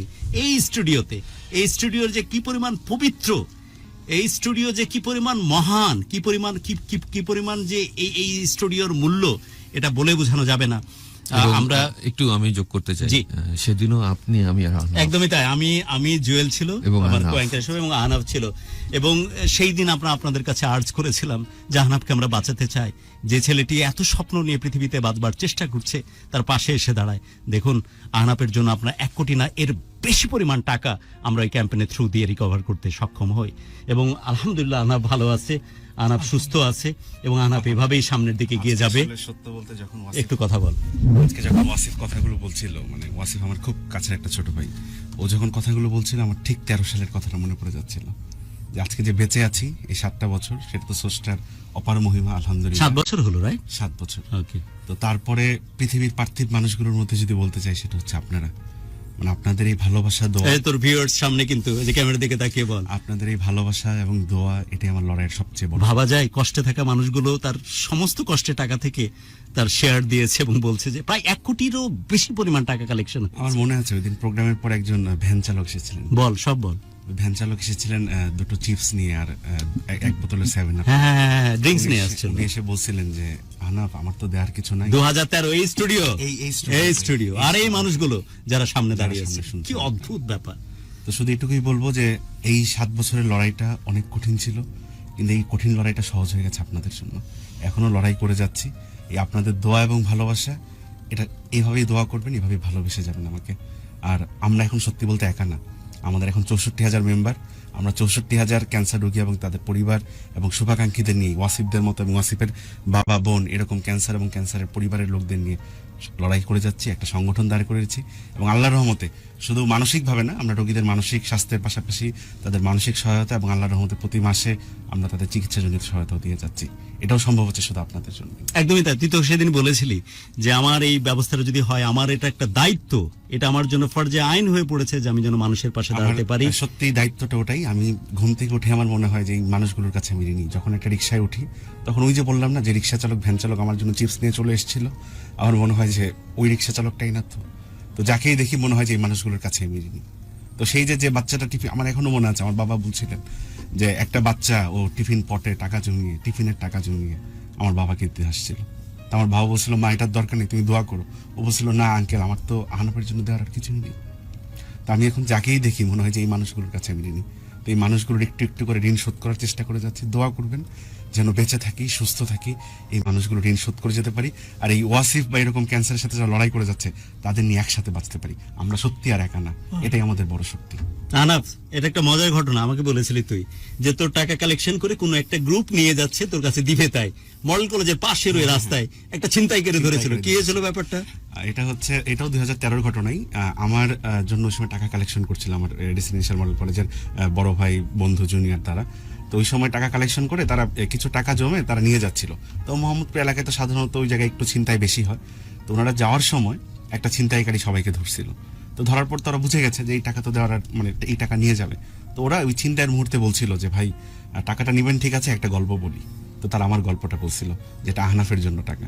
তখন ছিনতাইকারী বলছিল এটা কি সেই আহনাফ রেসিডেন্সিয়ালের যাকে ঢাকায় ফেলে শুনছিল। ঢাকায় তো তারপরে সেই ছিনতাইকারী তার নিজের পকেট থেকে 300 টাকা বের করে আমার ওই বড় ভাই না বন্ধু তার পকেটে দিয়ে বলেছিল যে এটা কিন্তু আমার হালাল ইনকামের টাকা, এটা আহনাফের চিকিৎসার জন্য। তো বিশ্বাস করেন এইরকম ভাবে ছিনতাইকারী বলুন, রিক্সা চালক বলুন, যাকেই বলুন, যাকেই দেখি না কাউকেই মনে হয় যে এই মানুষগুলোর কাছে আমি ঋণী। এর জন্য কাউকে রাস্তায় দেখলেই মনে হয় এই মানুষগুলো ঋণ কি করে শোধ করতে পারবো। শুধু এটুকুই আপনাদের কাছে দোয়া চাইবো যে আমার জন্য দোয়া করবেন। রিসেন্টলি একটা হার্ট অ্যাটাক হয়ে গেল করোনা সার্ভাইভ করার পরে, যেন বেঁচে থাকতে পারি। আসলে দীর্ঘদিন বাঁচতে ইচ্ছা করে, নিজের জন্য না, শুধুমাত্র আপনাদের জন্য। আর সত্যি আজকে মানে এতটা আবেগ কাজ করছে যে ঠিক মনে হচ্ছে 2013টা বারবার ফিরে আসছে। কল্পনা করে দেখুন 7টা বছর বেঁচে গেলাম, পৃথিবীটা কত ছোট, তাই না? ওকে কিন্তু আমি অনেক ভালোবাসি। আমার সমস্ত প্রজেক্ট, সমস্ত অ্যাক্টিভিটির সাথে ও থাকে, সবসময় থাকে। কখনো হয়তো ক্যামেরার সামনে আসে, কখনো আসে না, বাট সবসময় ও থাকে। আনাপ কি করতেছিস এখন একটু জানিয়ে দে। আমি ঢাকা বিশ্ববিদ্যালয় থেকে গ্রাজুয়েশন করেছি ইকোনমিক্স ডিপার্টমেন্টে 2019-এ। এখন আল্লাহর রহমতে 2টো মাস্টার্স করছি। পাশাপাশি নিজে ওই যে ব্লাড ক্যান্সার অর্গানাইজেশন অলরেডি 64,000 পরিবারের সদস্য, 64,000 যেটা কি কোঅর্ডিনেশনের দায়িত্বে আছে আনাপ। লিউকেমিয়া লিম্ফোমা সোসাইটি, আমি সেটার ফাউন্ডার এবং বর্তমানে প্রেসিডেন্ট হিসেবে নির্বাচিত হিসেবে দায়িত্ব পালন করছি। এর পাশাপাশি ফ্রিল্যান্সিং হিসেবে লেখালেখি করছি আর অনেক কাজ টাজ টুকটাক করছি। ওকে, দিস ইজ আনাফ, যে এসেছিল 2013-এ এই স্টুডিওতে ঢাকা FM 90.4-এ। এইরকমই ছিল এবং আপনারা এভাবেই সামনে আমাদের উপস্থিত ছিলেন। যাদের সাপোর্ট, যাদের ভালোবাসায় যেখানে প্রয়োজন ছিল আহনাফের জন্য 1 কোটি টাকা পরিমাণ কালেকশনের, আপনারা তার চাইতে বেশি দিয়েছেন। যেখানে একজন মোটে মজুর থেকে শুরু করে একজন বিগ শট সবার কন্ট্রিবিউশন আছে, তারই ফসল আমাদের আহনাফ। যে আহনাফ এখনো খুব বহল তবিয়তে আছে, আল্লাহ ওকে বহু বছর বাঁচিয়ে রাখুক, আমার চাইতেও হায়াত তাকে বেশি দান করুক স্রষ্টা। এবং শুধু তাই না, সে বহু মানুষের জন্য ভালো লাগার কারণ হচ্ছে সে সেই দিনের পর থেকেই চেষ্টা করে যাচ্ছিল, আজ পর্যন্ত প্রায় 64,000 এরকম ক্যান্সার সার্ভাইভাল এই ধরনের পরিবারের সদস্যের কোঅর্ডিনেশনের দায়িত্বে আছে। এবং নিজেকেও নিজের পড়ালেখার জায়গা থেকে অলরেডি ডাবল মাস্টার্স করছে ফ্রম ঢাকা ইউনিভার্সিটি। সবকিছু মিলে দিস ইজ অল অ্যাবাউট আমাদের আহনাফ। অনেক ভালোবাসা, দোয়া করবেন এই সবকিছুর, এই সবটার জন্য। শুধু এটুকু বলবো যে আপাতমস্তক যে আহনাফটাকে আজকে দেখছেন না 2021-এ, এটার পিছে আমি কিচ্ছুই না। সম্পূর্ণ অবদানটুকু মহান আল্লাহর পর আপনাদের।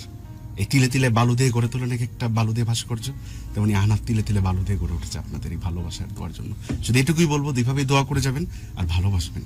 এই ভালোবাসাটুকু আমি আজীবন পেয়ে যেতে চাই।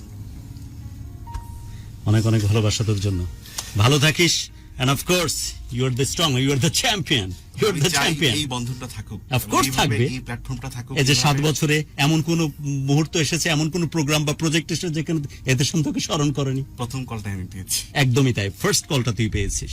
তো this all about, this is the reflection of love. Thank you Ahnaf, but তুই কথা দিয়ে যা, একটা ফুল ফ্লেজ কামব্যাক প্রোগ্রাম তোকে নিয়ে আমরা করব এই স্টুডিওতে, ওকে? ইনশাআল্লাহ। যেখানে তোর সাকসেস স্টোরি আমরা শেয়ার করব, ওকে? আনাফকে অনেক অনেক কৃতজ্ঞতা যে আনাফের সাথে কথা বলছিলাম। আপনারা আনাফের ঘটনা অলরেডি জানেন যে আমরা 1 কোটি টাকা পরিমাণ সমপরিমাণ টাকা কালেকশনের জন্য ক্যাম্পেইন প্রচার করেছিলাম ঢাকা FM 90.4 স্টুডিওতে অ্যাবাউট 7 years ব্যাক অন 2013। সে আনাফ সফলতার সাথেই তার মাস্টার্স কমপ্লিট করেছে, ডাবল মাস্টার্সের পথেই ফ্রম ঢাকা ইউনিভার্সিটি।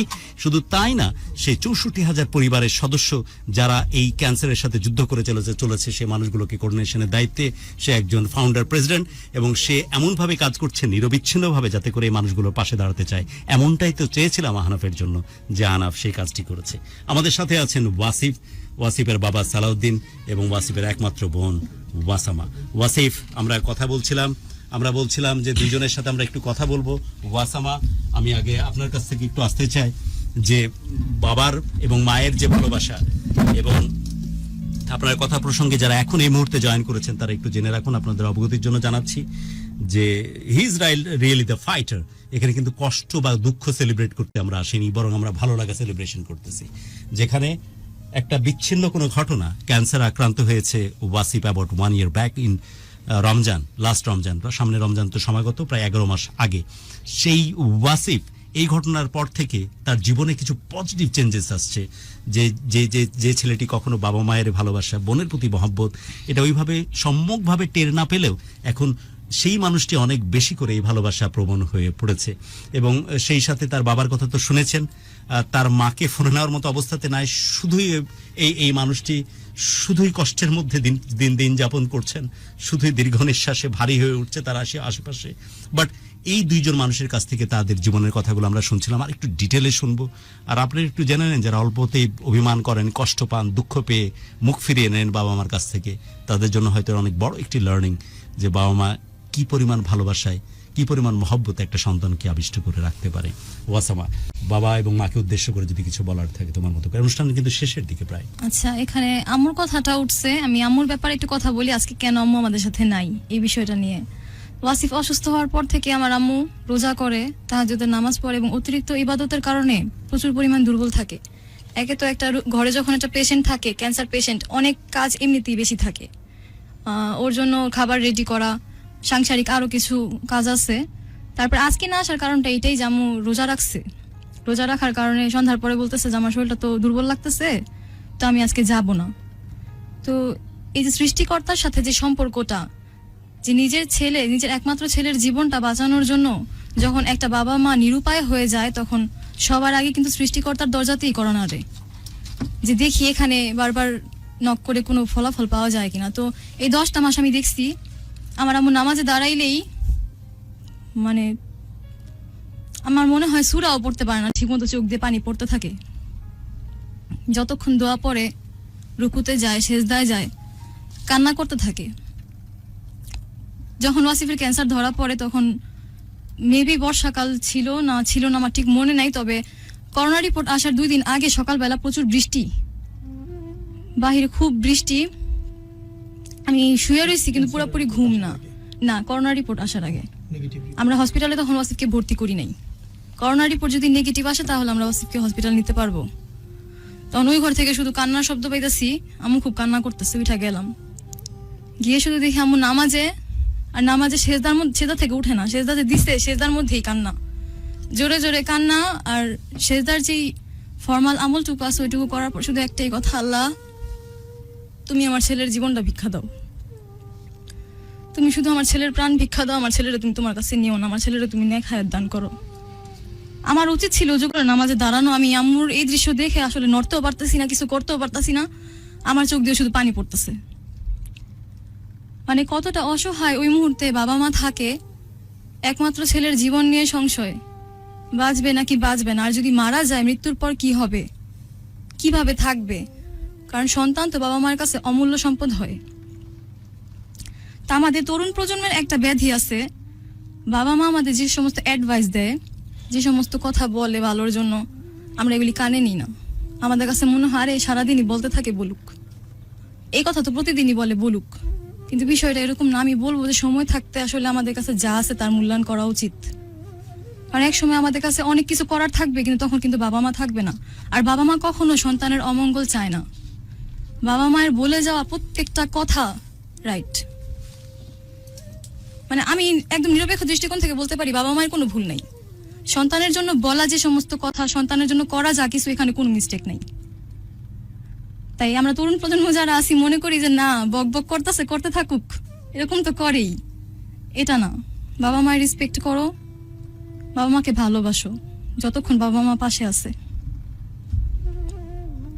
ওয়াসিফের কথাই আসি, আব্বুর কথা আম্মুর কথা তো কোনোদিন জীবনে শুনেই নেই। কিছু বললে বলে তারে সারাদিন প্যান করে, সারাদিন বকতেই থাকে, বাইরে যাব না, আড্ডা দিব না, সন্ধ্যার পরে তো বাইরে থাকবই। সন্ধ্যার পরে তো বাইরেই থাকে, সন্ধ্যার পরে কি কেউ বাসায় থাকে? ছেলেরা তো বাইরেই থাকে, বন্ধুরা থাকে, আমিও থাকি। ছেলে বলে কথা, হ্যাঁ ছেলে বলে কথা। এখানে তো আব্বু আম্মু কত কথা বলবে, আব্বু আম্মুর কথা শুনে কি লাভ আছে? অবশ্যই লাভ আছে।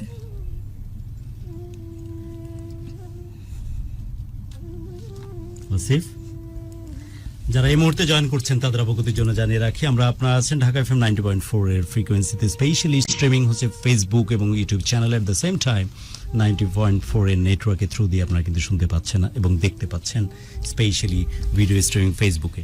ওয়াসিফ যে গত বছর ঠিক 11 মাস আগেই ক্যান্সার আক্রান্ত হয়, কিন্তু এই পরিবারটার কাছে আমার কাছে দারুণ একটা লার্নিং, যে তার বাবা কথা প্রসঙ্গে বলছিলেন মিস্টার সালাউদ্দিন, যে হ্যাঁ এটা কষ্টের, বাট এর চাইতে অনেক বেশি ব্লেসিং এর, যেটার কারণে আমরা দারুণ দারুণ কিছু অভিজ্ঞতার মাঝ দিয়ে গেছি এবং খুব কাছ থেকে জানতে এবং বুঝতে শিখেছি যে পারিবারিক বন্ধন কাকে বলে। বাঙালিয়ানার সবচেয়ে বড় পুঁজি, বড় এসেন্স এই যে পারিবারিক বন্ধন, বাবা মা সন্তানের সাথে ভালোবাসার এই যে চমৎকার এক আবহ, সেটি আমাদের বড় একটা পুঁজি, যেটা আমরা কাছ থেকে এক্সপিরিয়েন্স করছি। এই সুধাটাকে আমরা পান করতেছি খুব কাছ থেকে, যেটা হয়তো অসুখটা আমাদেরকে পারস্পরিক সম্পর্কটাকে আরো কাছাকাছি নিয়ে এসেছে। স্রষ্টার কাছে প্রার্থনা যাতে করে এই পরিস্থিতি থেকে তারা পরিত্রাণ পায়। গত 11 মাস আগেই সব সদ্য কৈশোর বা তরুণ থেকে যৌবনে পদার্পণ হতে যাওয়া এই ছেলেটি ক্যান্সারে আক্রান্ত, যার রিগ্রেটের অনেক বড় একটা কারণ যে 11 মাস আগে যখন ক্যান্সার আক্রান্ত হওয়ার আগ মুহূর্তকাল পর্যন্ত সে বাবা মার পরিচয়, বাবা মার সাথে সম্পর্ক, বাবা মার কথা শোনা, যেটা ওয়াসামা কথা প্রসঙ্গে বলছিল, সেই জিনিসগুলোকে অত বেশি পাত্তা দিত না, নর্মালি যা হয় আমাদের। কিন্তু এই অসুখের পর থেকে কাছ থেকে দেখেছে বাবা মার ভালোবাসা কি পরিমাণ সুতীব্র হয়। ওয়াসিফের কাছে একটু শুনতে চাই। ওয়াসিফ, তোমার কথা অনেকেই শুনতে চায়, কি পরিমাণ যে কমেন্টস আসছে, সবাই কিন্তু একই কথা বলতে চায়, ওয়াসিফ কি বলতেছে। ওয়াসিফ আপনাকে অনেক ভালোবাসি। ও বাই দ্য ওয়ে, আনাফ তোর কথা খুব বেশি করে আসছে, যে আমরা রিলেট করতে পারি। আনাফের প্রতি আমাদের অসম্ভব রকমের ভালোবাসা। খায়ের বলেছে লাভ ইউ ওয়াসিফ ভাই। তারপরে সন্তানের ভালো চায় না এমন কোনো বাবা পৃথিবীতে না বলা কথা বলেছেন এই কথা। মোহাম্মদ খায়ের লিখেছেন লাভ ইউ ওয়াসিফ ভাই। খায়ের বারবার করে একই কমেন্ট দিচ্ছেন যে ওয়াসিফের প্রশ্ন। ওয়াসিফের প্রতি আমাদের সমাজের অনেক ভাই আছে যারা সঠিক সময়ে হয়তো জিনিসটা বোঝে না, বাট সময়ের প্রেক্ষিতে এই জিনিসকে রিয়েলাইজ করতে পারে, যেমনটা বলছিলেন ওয়াসামা। এবং সবাই কমেন্ট করতেছেন, আপনাদের কমেন্টগুলো আসতে থাকুক। আমি ওয়াসিফের কথা শুনতে চাই। একদম অনুষ্ঠানের আস্তে আস্তে আমরা শেষ প্রান্তে চলে যাচ্ছি। ওয়াসিফ, বাবা মা, তোমার বর্তমান রিয়েলাইজেশন সবকিছু মিলিয়ে আমি একটু তোমার কাছে কথা শুনতে চাই। এবং আমরা বারংবারই বলি, পৃথিবীর জন্য আমরা একটা জায়গাতে স্পেশাল, আমরা হচ্ছে পারিবারিক বন্ধনের দারুণ এক সম্মেলন কেন্দ্রে বসবাস করি। এবং মানুষের ভালোবাসা যে কি ক্যারিজমা তৈরি করতে পারে, আহনাপের এক্সাম্পল দিতে গিয়ে আমরা সেটা কাছ থেকে দেখেছি, যে সাধারণ মানুষ একজোট যখন হয় তখন যে কোনো ক্যারিজমা ঘটতে পারে। ওয়াসিফ, ফাইনালি বাবা মাকে উদ্দেশ্য করে, বোনকে উদ্দেশ্য করে, সবাইকে উদ্দেশ্য করে যদি কিছু বলার থাকে, তোমার একদম ব্যক্তিগত কিছু রিয়েলাইজেশন আমরা শুনতে চাই। বাবা মার উপরে কিচ্ছু নেই, সবার আগে বাবা মা এবং পরিবার, এর উপরে কিচ্ছু নেই। যত কিছুই হোক না কেন, তাদের মতো করে কেউ ভালোবাসবো না, কেউ না। কারণ তারা একটা সন্তানের ছোট থেকে বড় করে লালন পালন করে বড় করছে, তাদের কাছে তো কতটা কষ্টকর লাগে যদি তারা খুব জানতে পারে যে তাদের সন্তান মৃত্যু পথযাত্রীতে আছে। তো আমি তো বাবা হইনি এখনো, বা ওরকম ফিল তো আমি করতে পারি না যে বাবা কীভাবে কিরকম অনুভূতি করতে পারে। এবং আমি যতটুকু শুনেছি যে বাবা হওয়ার পরই নাকি এরকম অনুভূতি করা যায় বা এরকম ফিলটা করা যায়। কিন্তু আমি চেষ্টা করি আমার আব্বুর সাইড থেকে বুঝার যে উনি কেমন ফিল করে, কিন্তু দেখি যে আসলেই তো কষ্টকর লাগে। কারণ আমি আমার পরিবারের যদি কাউকে যদি একটা মুহূর্তের জন্য যদি হারানোর মতো চিন্তা ভাবনা করি, আমার কাছে তো অনেক কষ্টকর লাগে।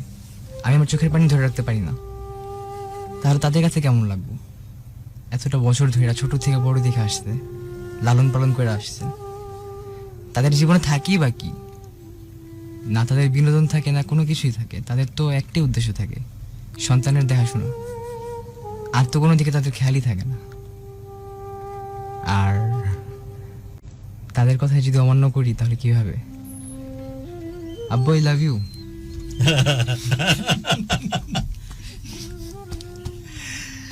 প্রথম বললি নাকি ওয়াসিফ? প্রথমেই বলছে। First time ওয়াসামা?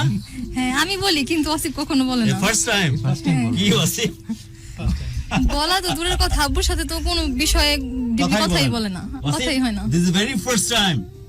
সেদিন কোনো একটা কারণে আমি রাগ করছি, রাগ করে কষ্ট পাইছি আর কি। এই যে 2-4 দিন আগের কথা বা 1 সপ্তাহ না, আগে। এটা হয় কেন? কেমোথেরাপির সাইড ইফেক্ট হিসেবে ওর মেজাজটা খিটখিটে থাকে।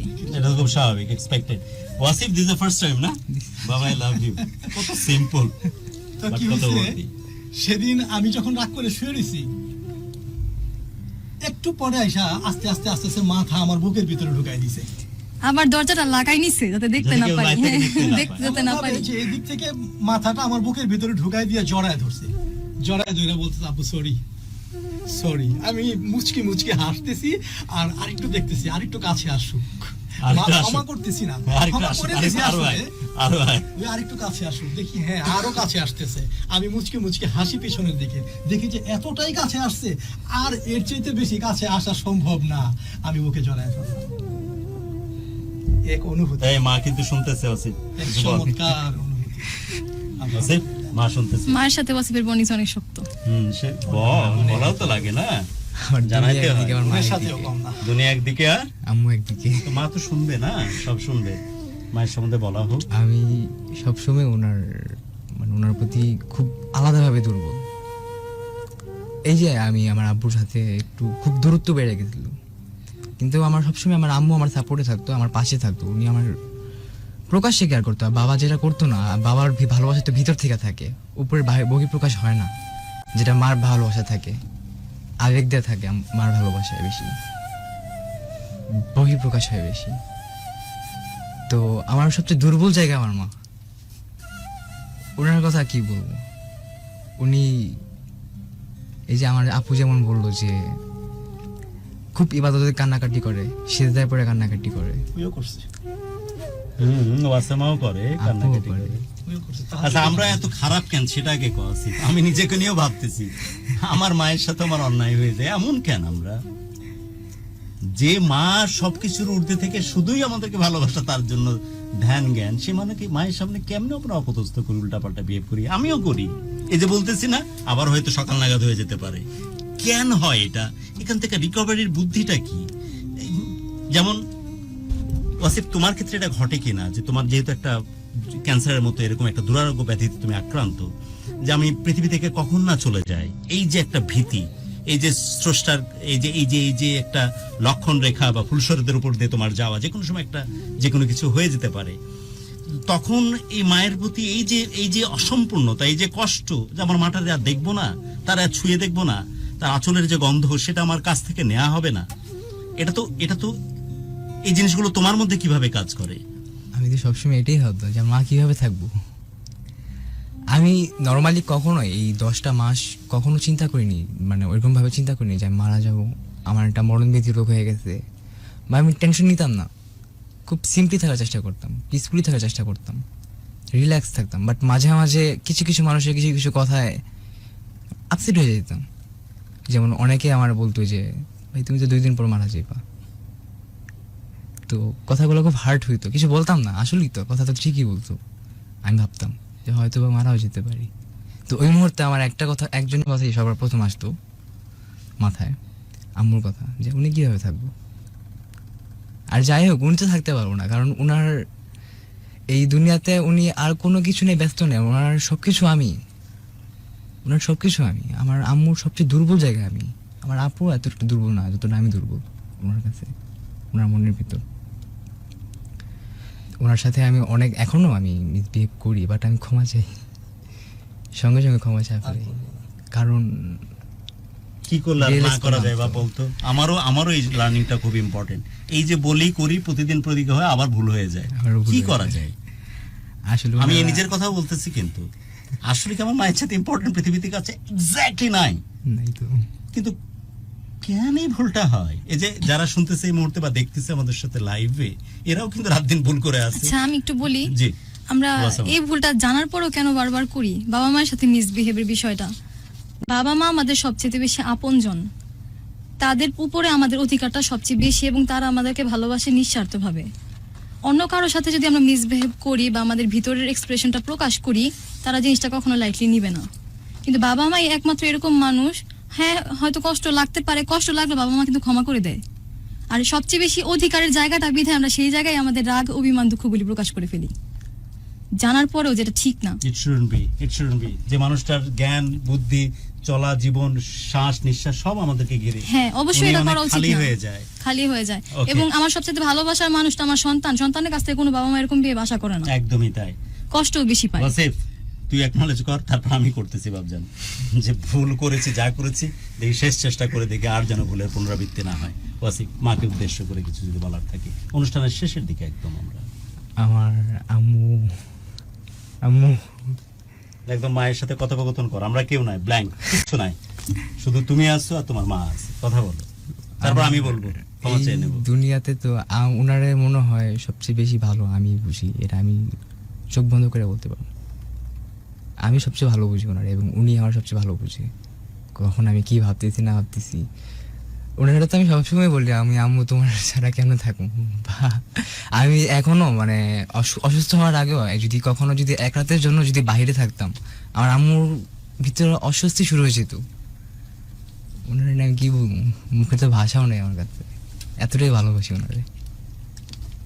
ওনার প্রতি কোনো চক্ষু লজ্জা কাজ করে না আমার, কারণ ওনার সঙ্গে এই ঝগড়া করতেছি, এই রাগারাগি করতেছি, আবার এই ওনারে মানাইতেছি। আম্মুরও আমি ভালোবাসি অনেক। আমাদেরকে সাক্ষী রাখতে হবে না, আমাকে সরাসরি বল। আম্মু আই লাভ ইউ। আমি আম্মুর অনেক ভালোবাসি আসলে, আম্মুর ছাড়া আমি থাকতে পারবো না। যতটা না আমি আব্বুরে ভালোবাসি, আব্বুর বেলায় তো আমি চক্ষু লজ্জায় আমি প্রকাশ করতে পারি না, কিন্তু ওনার বেলায় প্রকাশও করি। কিন্তু ওনার বেলার রাগারাগিও বেশি করি, ওনার সঙ্গে মিসবিহেভটা আমি আমার আম্মুর সাথে বেশি করি। এই যে আমার আপু যে কথাটা বললো যে ওনারা সবচেয়ে কাছের আপনজন, আমরা একটা মানুষের সঙ্গে তখনই ফ্রিলিভাবে মিশতে পারি যখন আমাদের খুব কাছের হয়, এবং তাদের সঙ্গে আমরা মাঝে মাঝে অভিমান করি, রাগারাগি করি। তো এই জন্যই বাবা মার সাথে আমরা রাগারাগি করি। কিন্তু যাই হোক, আমি আম্মু তোমার আমি অনেক ভালোবাসি। আম্মা, আমরা সত্যি তোমাদেরকে অনেক ভালোবাসি। এতই আমরা পাপিষ্ঠ, এতই অন্যায় আমাদের মধ্যে, ক্ষমা করে দাও। আর এই ক্ষমা পাওয়াটা গ্র্যান্টেড চিন্তা করে বারবার ভুল হয়, আর ভুল হবে না, কথা দিচ্ছি মা, ভুল হবে না, আমাদের কারো ভুল হবে না। Your exactly the fighter Wasi. আলহামদুলিল্লাহ। বিজয়ের পথে প্রায় তুই একদম ফাইটার, সত্যিকারের যোদ্ধাতে। বিশ্বাস কর, আমি আমার এই যে অ্যাবডোমিনাল মাসল, এটা পুরোটা কিন্তু ওপেন করা, অ্যাপেন্ডিক্স ব্লাস্ট হয়ে গেছিল মরে যাওয়ায়। অপারেশন হলো, অপারেশন পর যখন আসছে চরম ব্যথা, অ্যাপেন্ডিক্স হলে তো ব্লাস্ট হলে বেশিরভাগ মরেই যায়। আমি ভাবতেছি এটাই মনে হয় মরণ। আশপাশে ওই যে একদম কি বলো ওটাকে, এক্সট্রিম ইন্টেন্সিভ কেয়ার, যেটা পোস্ট অপারেটিভে যেখানে মৃত্যুর কাছাকাছি লোকজনরা থাকে। তো অপারেশন করতে যে আপনি না লাভ গুরু, ওই যারা অপারেশনে আছে, তা আমার না বুঝে মুখ দিয়ে এইটা চলে আসছে যে হজের সময় যেটা মানুষ বলে, লাব্বাইক আল্লাহুম্মা লাব্বাইক, লাব্বাইক লা শারীকা লাক লাব্বাইক, ইন্নাল হামদা ওয়া ইন্নামাতা লাকা ওয়াল মুলক লা শারীকা লাক। আমার কাছে মনে হচ্ছে স্রষ্টার কাছে আমি চলে যাচ্ছি। দেন তো জ্ঞান হারাইছে, জ্ঞান যখন ফিরেছে তখন দেখতেছি যে আমি পোস্ট অপারেটিভ কেয়ারে, এই অমুকজন মারা গেল, কে আলাদা করা হচ্ছে, তমুক মারা গেল। আমিও ভাবতেছি মনে হয় মৃত্যু আর জীবনের মাঝামাঝি আমিও মনে হয় যে কোনো সময় মারা যাব। সেখান থেকে ফিরে আসা, এবং বিশ্বাস কর কোনো একটা কথা, কোনো একটা শব্দ, কোনো একটা ফিল যদি আমার মধ্যে তখন কাজ করে থাকে, আর দ্যাট ইজ মা, এবং এক্স্যাক্টলি মা, আর সাথে অফকোর্স আমার বাবা। কিন্তু তারপরেও ভুল হয়ে যায়। আমাদেরকে কেমনে যে শুধরানো যায়, কেন ধরে নিই যে এটা গ্র্যান্টেড? তারা তো একটা দিন শেষে মানুষ, সে একটা নারী সত্তা নিয়ে এসেছে, সে মা, ঠিক আছে, তার আরো সত্তাগুলো কিন্তু প্যারালালি চলে। তাকে কেন অ্যাঞ্জেল ভেবে আমরা যে কোনো গ্র্যান্টেড অন্যায় করে ফেলতেছি তার কাছে? তারও শখ আছে, সেও 8-10 জন মানুষের মতো করে বাঁচতে মন চায় তার। স্রষ্টা তাকে রোবট বানিয়ে পৃথিবীতে পাঠায়নি, দিন শেষে সে একটা মেয়ে। আর আমরা সবকিছু গ্র্যান্টেড ধরে নিই যে না, মা যখন হয়ে গেছে তার কোনো আবেগ থাকতে নেই, তার কোনো ব্যক্তিগত ভালো লাগা মন্দ লাগা থাকতে নেই, আমি আছি তাই আছি, আমরা আছি তাই সে এক্সিস্ট করতেছে। It's not granted man. পৃথিবীতে কি এমন ঘটনা ঘটতেছে না, নিজের পরকীয় সম্পর্ক ধরার কারণে নিজের আপন সন্তানকে গলা টিপে হত্যা করে দিচ্ছে? আছে না? সো গ্র্যান্টেড ভাবার কোনো কারণ নাই। দিন শেষে সে একজন সিম্পল সাধারণ একজন মেয়ে, যে আর স্রষ্টার কাছে যেভাবে আসছে তেমনই একজন মানুষ, কিন্তু আমরা গ্র্যান্টেড ধরে নিই। মা হয়েছে সেটা করবে, এটাই সব স্বাভাবিক। It's not granted. আমাদের কপাল, ইটস এ বিগ ব্লেসিং যে মায়ের আদরই আমাদের সামনে আছে। ক্ষমা করে দাও মা, ভুল হয়ে গেছে। পৃথিবীর সমস্ত মা ভালো থাকুক। ওয়াসামা, একদম অনুষ্ঠানের শেষ মুহূর্তে সবকিছু মিলিয়ে লাস্ট কমেন্টস, দেন ওয়াসিফ, দেন ফাইনালি সালাউদ্দিন ভাইয়ের কাছ থেকে বিদায় নিব।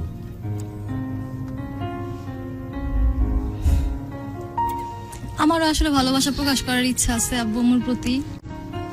আব্বু আম্মু তো অবশ্যই, আর সেই সাথে আরো 2 জন, আমার শ্বশুর শাশুড়ি। আমার বাবা মা 4 জন, আমার আব্বু আম্মু আর আমার শ্বশুর শাশুড়ি। আপনাদের সবাইকে অনেক ভালোবাসি।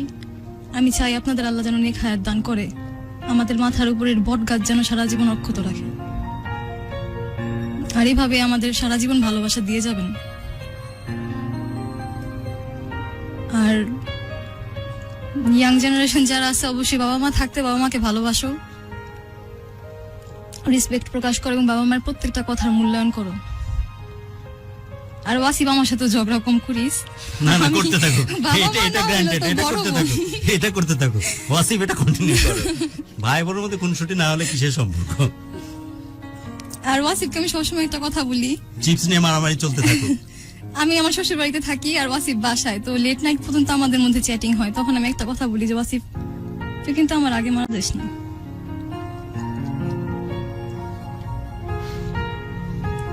আমার অনুরোধ, আল্লাহ যেন তোরে আমার লাশের খাটিয়া বহন করার তৌফিক দান করে, আমার জানাজা পড়ার তৌফিক দান করে, আমাকে যেন তোর লাশ দেখতে না হয়। এই, আমার আর কিছু বলার নেই। কে? আপু কালকে রাত্রে আমার মেসেজ বুঝলো যে সত্যি আমার আপুর আগে মারা না যেতে। তো আমি সবসময় আপুর সান্ত্বনা দিয়ে আসছি, এখনো সান্ত্বনা দিব যে আপু আমি চিন্তা করো না, সবার দায়িত্ব নিতে পারি এমন তো ফিক আল্লাহ আমার দিক। আর আমার দেখে সবাই শিক্ষা নিক যে বাবা মার সাথে কখনো অন্যায় বা খারাপ আচার করতে নাই, উচিত না করা কখনো।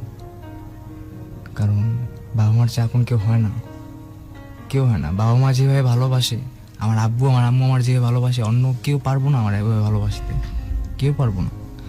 কারণ তারা আমার জন্ম দিছে। তো আমি আমার আব্বু আমার অনেক ভালোবাসি। এই 10টা মাস অনেক স্ট্রাগল করছি, এমন না যে কেমোথেরাপি বা এইসব চিকিৎসা নেওয়ার পরে খুব কষ্ট হয়, তারপরও টিকা ছিলাম। একটা কথাই বারবার ভাবতেছিলাম যে কবে শুনবো আমি সুস্থ হয়ে গেছি। শুধু একটা কথাই মাথায় পড়তো যে কবে আমি শুনবো যে সুস্থ হয়ে গেছি। একটা সুন্দর অভিজ্ঞতা হয়েছে আমার কাছে। দুনিয়াটা আমি যত সহজ মনে করতাম, এত সহজ না আসলে, যেটা আমি রিয়েলাইজ করছি এই অসুখটা হওয়ার পরে। তো আমি আমার আব্বু আম্মুকে অনেক ভালোবাসি।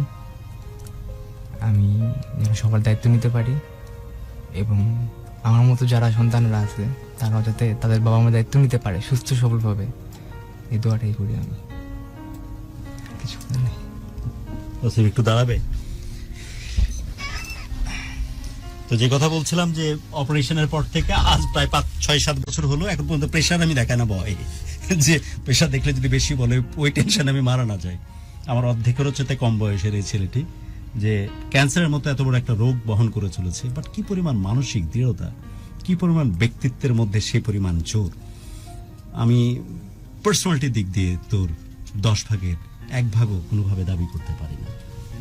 স্রষ্টার কাছে প্রার্থনা, মাবুদ তুমি নিজেই বলেছো 10 যেখানে থাকে আমি খোদা সেখানে এক্সিস্ট করাটা ফরজ হয়ে যায়। রাব্বুল আলামিন তুমি চাইলে এই ক্যারিজমা ঘটিয়ে ফেলতে পারো। ছেলেটি খুব সরল মনে বলতেছিল যে আমি হয়তো কোনো একদিন ঘুম থেকে উঠে শুনবো আমার টেস্ট করার পর যে আমার কোনো অসুখ নাই, আমি সুস্থ হয়ে গেছি। মাবুদরে তুমি চাইলেই পারো এরকম ক্যারিজমা ঘটিয়ে দিতে। রাব্বুল আলামিন রহমান রহিম তুমি চাইলেই পারো এরকম একটা মিরাকল, এরকম একটা অলৌকিক কিছু ঘটিয়ে দিতে পারো। তোমার কোনো কিছু কম হবে না এটাতে। এরকম একটা অলৌকিক ঘটনার থ্রু দিয়ে আমরা হঠাৎ করে যখন জানতে পারবো যে এই ছেলেটির এরকম একটা অসহায় আত্মসমর্পণ, এরকম একটা নিষ্পাপ ছাওয়া যে আমি একদিন শুনবো যে আমার ক্যান্সার ট্যান্সার কিচ্ছু নাই, যা ইনভেস্টিগেটেড ছিল সবকিছু ভুল, আমি সুস্থ, আমার আর কোনো সমস্যা নাই। মাবুদ এরকম একটা ঘটনার সামনাসামনি আমাদেরকে দাঁড় করিয়ে দাও। রাব্বুল আলামিন এখানে বহু মানুষ, হাজারো হাজারো মানুষ আমাদের সাথে এই প্রোগ্রামটার সাথে থাকে, দেশ এবং দেশের বাইরে থেকে, প্রত্যন্ত অঞ্চল থেকে আমাদের জন্য হাত তুলে সবাইকে নিয়ে তোমার কাছে ফরিয়াদ জানাচ্ছি। মাবুদ রে সমস্ত কিছুর ঊর্ধ্বে থেকে এই ছেলেটিকে তুমি হায়াত দান করো। আমিন। আল্লাহ রাব্বুল আলামিন তোমার কাছে করজোড়ে মিনতি, এই ছেলেটির নিষ্পাপ চাওয়াটাকে তুমি ক্যারিজমায় পরিণত করো। 1-2 না, 10 না, 100 না, হাজারো মানুষ তোমার কাছে ফরিয়াদ করছে, বাঁচিয়ে দাও ছেলেটিকে। ওর নিষ্পাপ কথাটা যেন বাস্তবে রূপায়িত হয়। সত্যি কোনো একদিন ঘুম থেকে উঠে জানবে রিপোর্ট আসছে যে কোনো রকমের কোনো প্রবলেম নাই, আগের সমস্ত রিপোর্ট ভুল প্রমাণিত হয়েছে, যা এইসব কেমোটেমো দেওয়া হয়েছে, যে ধরনের ক্যান্সারের ট্রিটমেন্ট হয়েছে কোনো কিছুরই প্রয়োজন ছিল না। হি ইজ অ্যাবসলিউটলি ওকে। মাবুদ সে প্রার্থনা থাকলো। আর অফকোর্স আমার পক্ষ থেকে অনেক অনেক স্যালুট, অনেক শ্রদ্ধা তোর এই ব্যক্তিত্বের দৃঢ়তার জন্য, এই ধরনের ইমানি শক্তি রাখবার জন্য, পার্সোনালিটির এই ধরনের জজবা থাকার জন্য, যেটা আমাদের অনেকের মধ্যেই নাই। সাধারণত এই ধরনের অসুখ বা কষ্টের কথা শুনলে আমরা যেখানে মুষড়ে পড়ি। আল্লাহ রাব্বুল আলামিনের প্রতি কোনো রিগ্রেট নাই, কারো প্রতি কোনো কষ্ট নাই, বরং আমি এই জিনিসটা থেকে অনেক বেশি খুশি হয়েছি যে পজিটিভ এই যে ঘটনার উপরে ইম্প্যাক্ট পড়ে পজিটিভ যে ডিরেকশনগুলো, সেগুলোকে কাছ থেকে এক্সপিরিয়েন্স করা, সেগুলোকে মনের মধ্যে আত্মস্থ করা, সেটা খুব কম মানুষই পারে। বরং এই জায়গাতে নিজে আরো বেশি আল্লাহর প্রতি অভিমানী হয়ে যায়। অনেক রকমের কথা মানুষকে বলতে শুনি। এই প্রথম এই পুরো পরিবারটাকে আমি এইভাবে বলতে শুনলাম যে এই ঘটনা আমাদেরকে পারস্পরিক কাছে সৌহার্দ্যের একটা সম্পর্কের, ভালোবাসার এক দারুণ সুধা আমাদেরকে পান করতে শিখিয়েছে। সমস্ত কিছুর জন্য আল্লাহ রাব্বুল আলামিনের কাছে কৃতজ্ঞতা জানাচ্ছি। এটা অন্যরকম ব্যাপার। এই পরিস্থিতি থেকে এটা বলতে পারা, এটার জন্য মনের মধ্যে অসম্ভব রকমের জোর থাকা যায়। অনেক কৃতজ্ঞতা, অসম্ভব ভালোবাসা এবং আমার শ্রদ্ধা তোর জন্য বাজান। হ্যাঁ, একদিন হয়তো 7 বছর পর যেমন আজকে আহনাফকে নিয়ে কামব্যাক প্রোগ্রাম করলাম, আমি আশায় থাকলাম 7 বছর না 14 বছর পর আল্লাহ যেন বাঁচায় রাখে এইসব কামব্যাক প্রোগ্রাম করার জন্য, যেখানে আমরা সেলিব্রেট করবো সাকসেস স্টোরি। ওকে সালাউদ্দিন সাহেব, আমরা অনুষ্ঠানটা একদম শেষ মুহূর্তে আপনার কাছ থেকে বিদায় নিব। তার আগে আপনার ক্লোজিং দিন। আমি আবারও বলছি আলহামদুলিল্লাহ, আলহামদুলিল্লাহ। মহান রব্বুল আলামিনের প্রতি আমি কৃতজ্ঞতা পোষণ করছি। আমার ছেলেটার ক্যান্সারের পর অসংখ্য মানুষের ভালোবাসা আমরা পাইছি। কাছের দূরের আত্মীয় স্বজনরা তাদের যে চমৎকার ভূমিকাগুলি রেখেছে সেটা সত্যি প্রশংসনীয়। আত্মীয় স্বজনরা ছিল, আত্মীয় স্বজনরা আছে এবং থাকবে। সারা জীবনের আত্মীয় স্বজন, আমার কাছের আত্মীয় স্বজন, যত অভিমান থাক, যা কিছুই থাক, সব কিছুর পরেও তারা আমার আত্মীয়। আমার সন্তানদের পাশাপাশি সবসময় আমার পাশে থাকবে।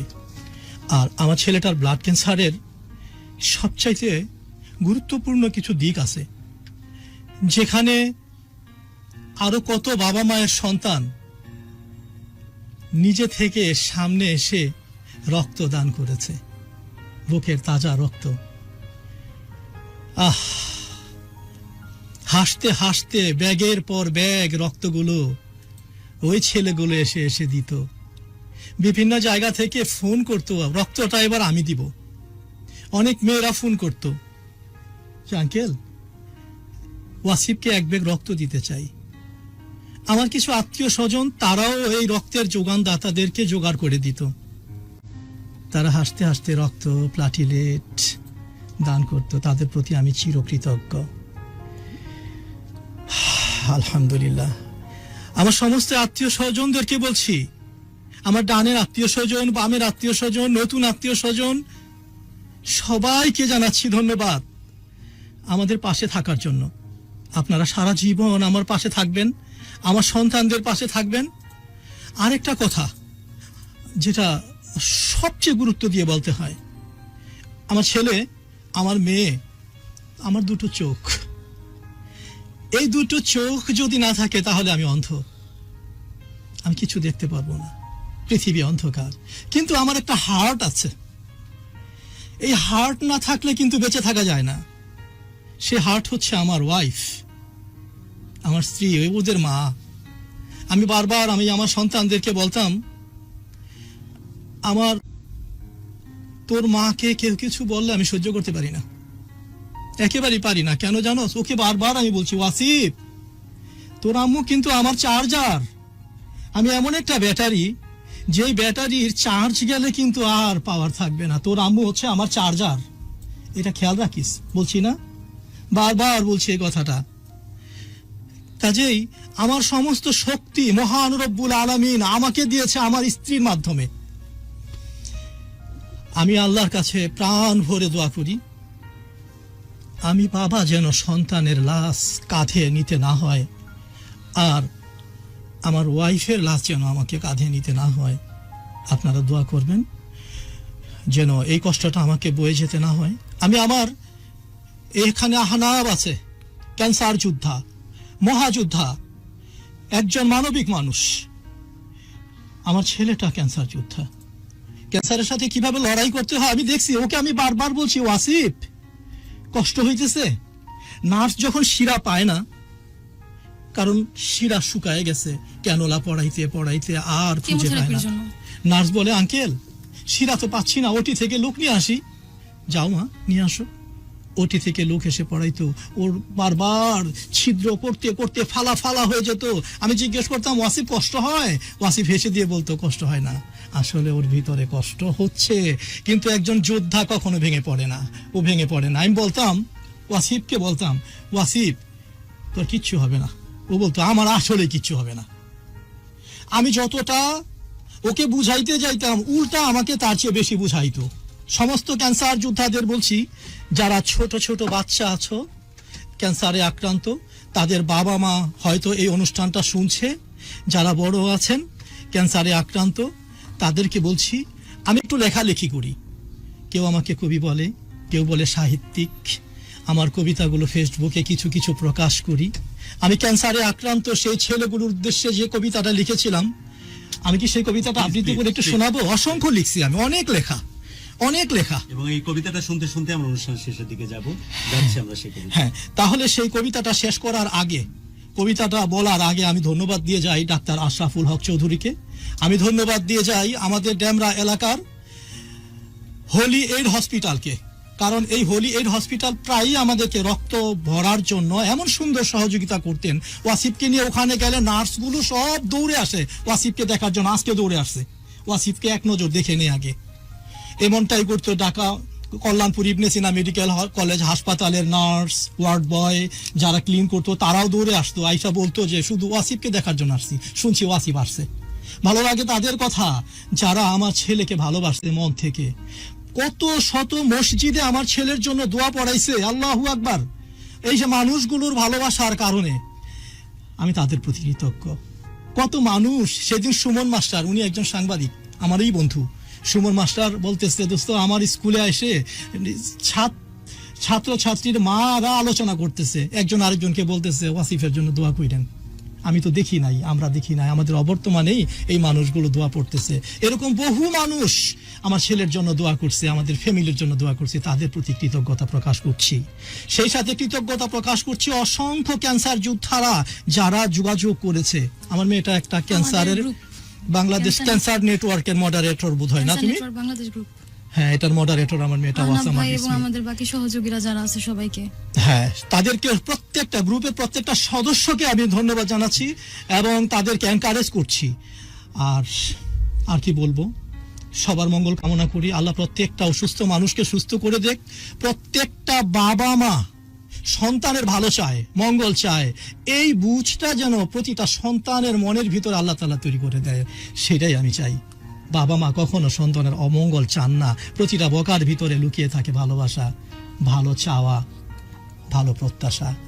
আমি ক্যান্সারে আক্রান্ত আমার ছেলেটাকে হোক, এই যে আহনাব আছে আমার ছেলের মতো, আরো যারা আছে ওর সাথেই একসাথে ট্রিটমেন্ট হয়ে গেছে ডাক্তার আশরাফুল হক চৌধুরীর আন্ডারে।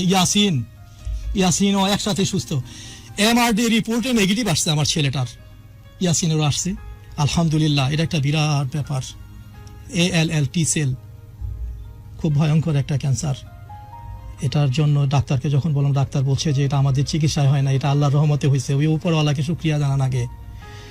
একজন মহান ডাক্তার যখন একজন ভালো মানুষও হয়, তখন আল্লাহ তাআলার একটা স্পেশাল রহমত, একটা সন্তুষ্টি ওখানে নাজিল হয়। আল্লাহর বিশেষ রহমত এখানে তাই হয়েছে। এই ডাক্তারকে দেখতাম পকেটে ওষুধ নিয়ে চাইতো। আমি জিজ্ঞেস করতাম, আপনি এই ওষুধ কার জন্য নিচ্ছেন? উনি লজ্জায় বলতেন না। আমি নাসরমান্দার মতো যখন জিজ্ঞেস করতাম, আসলে বলেন না এই ওষুধটাগুলি কার জন্য, উনি তখন লজ্জায় কাচুমেচে খেয়ে বলতো, একটা রুগীর না ওষুধ কিনার টাকা নাই, আমি নিজেই এই ওষুধটা কিনে নিয়ে আসছি ওনাকে দেওয়ার জন্য। এই সেই ডাক্তার আশরাফুল হক চৌধুরী।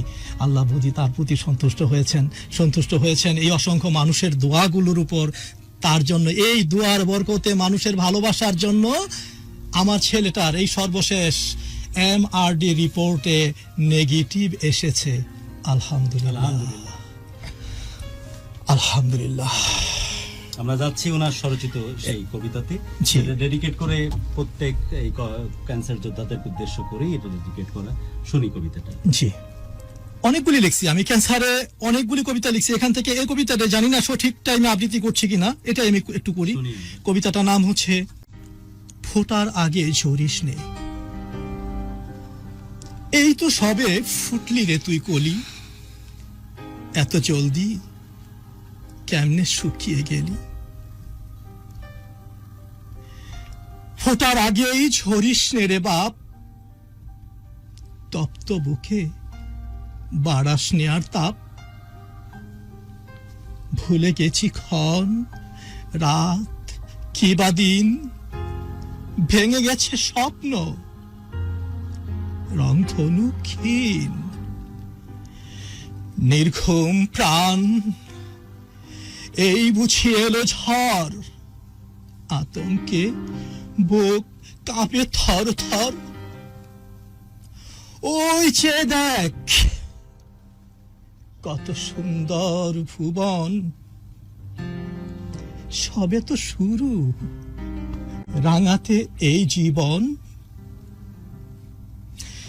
হাসি মুখেই ছড়াবি প্রাণের সৌরভ,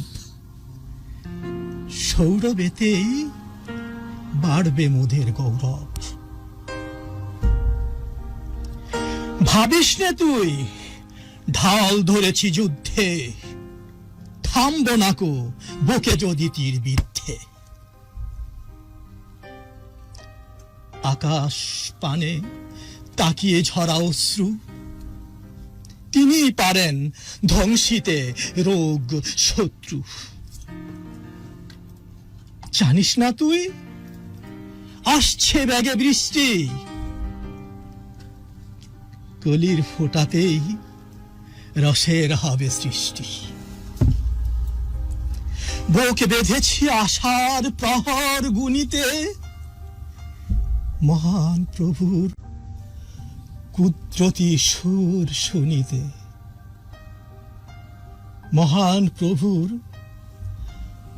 কুদরতি সুর শুনিতে, সেই কুদরতি সুর যেটা আমার ছেলে বলছে ঘুম থেকে উঠে শুনবো আমি সুস্থ, সেই কুদরতি সুর যেন আল্লাহ তাআলা আমার ছেলেকে আর অসংখ্য ক্যান্সারের রোগীকে এবং শত শত অসুস্থ সন্তানদেরকে যেন সেই কুদরতি সুর শোনায়। আমি বাবা হয়ে সেই প্রার্থনা করি মহান রব্বুল আলামিনের কাছে। ধন্যবাদ জানাচ্ছি FM ঢাকা FM 90.4 কে। ধন্যবাদ জানাচ্ছি আমাদের প্রিয় এহতেশাম সাহেবকে, ধন্যবাদ জানাচ্ছি জুয়েল সাহেবকে, ধন্যবাদ জানাচ্ছি আমাদের সামনে দাঁড়ানো অ্যাসিস্ট্যান্টদেরকে, সহকারী বন্ধুদেরকে ধন্যবাদ, স্পেশাল ধন্যবাদ ক্যান্সার যোদ্ধা আমার এখানে ছুঁয়ে যাওয়া আহনাবকে, আমাদের সবার প্রিয় আহনাব ভাই। আমাদের সবার প্রিয় আহনাব। অনুষ্ঠানের একদম আলহামদুলিল্লাহ। শেষ প্রান্তে অনেক অনেক অনেক কৃতজ্ঞতা সালাউদ্দিন সাহেব।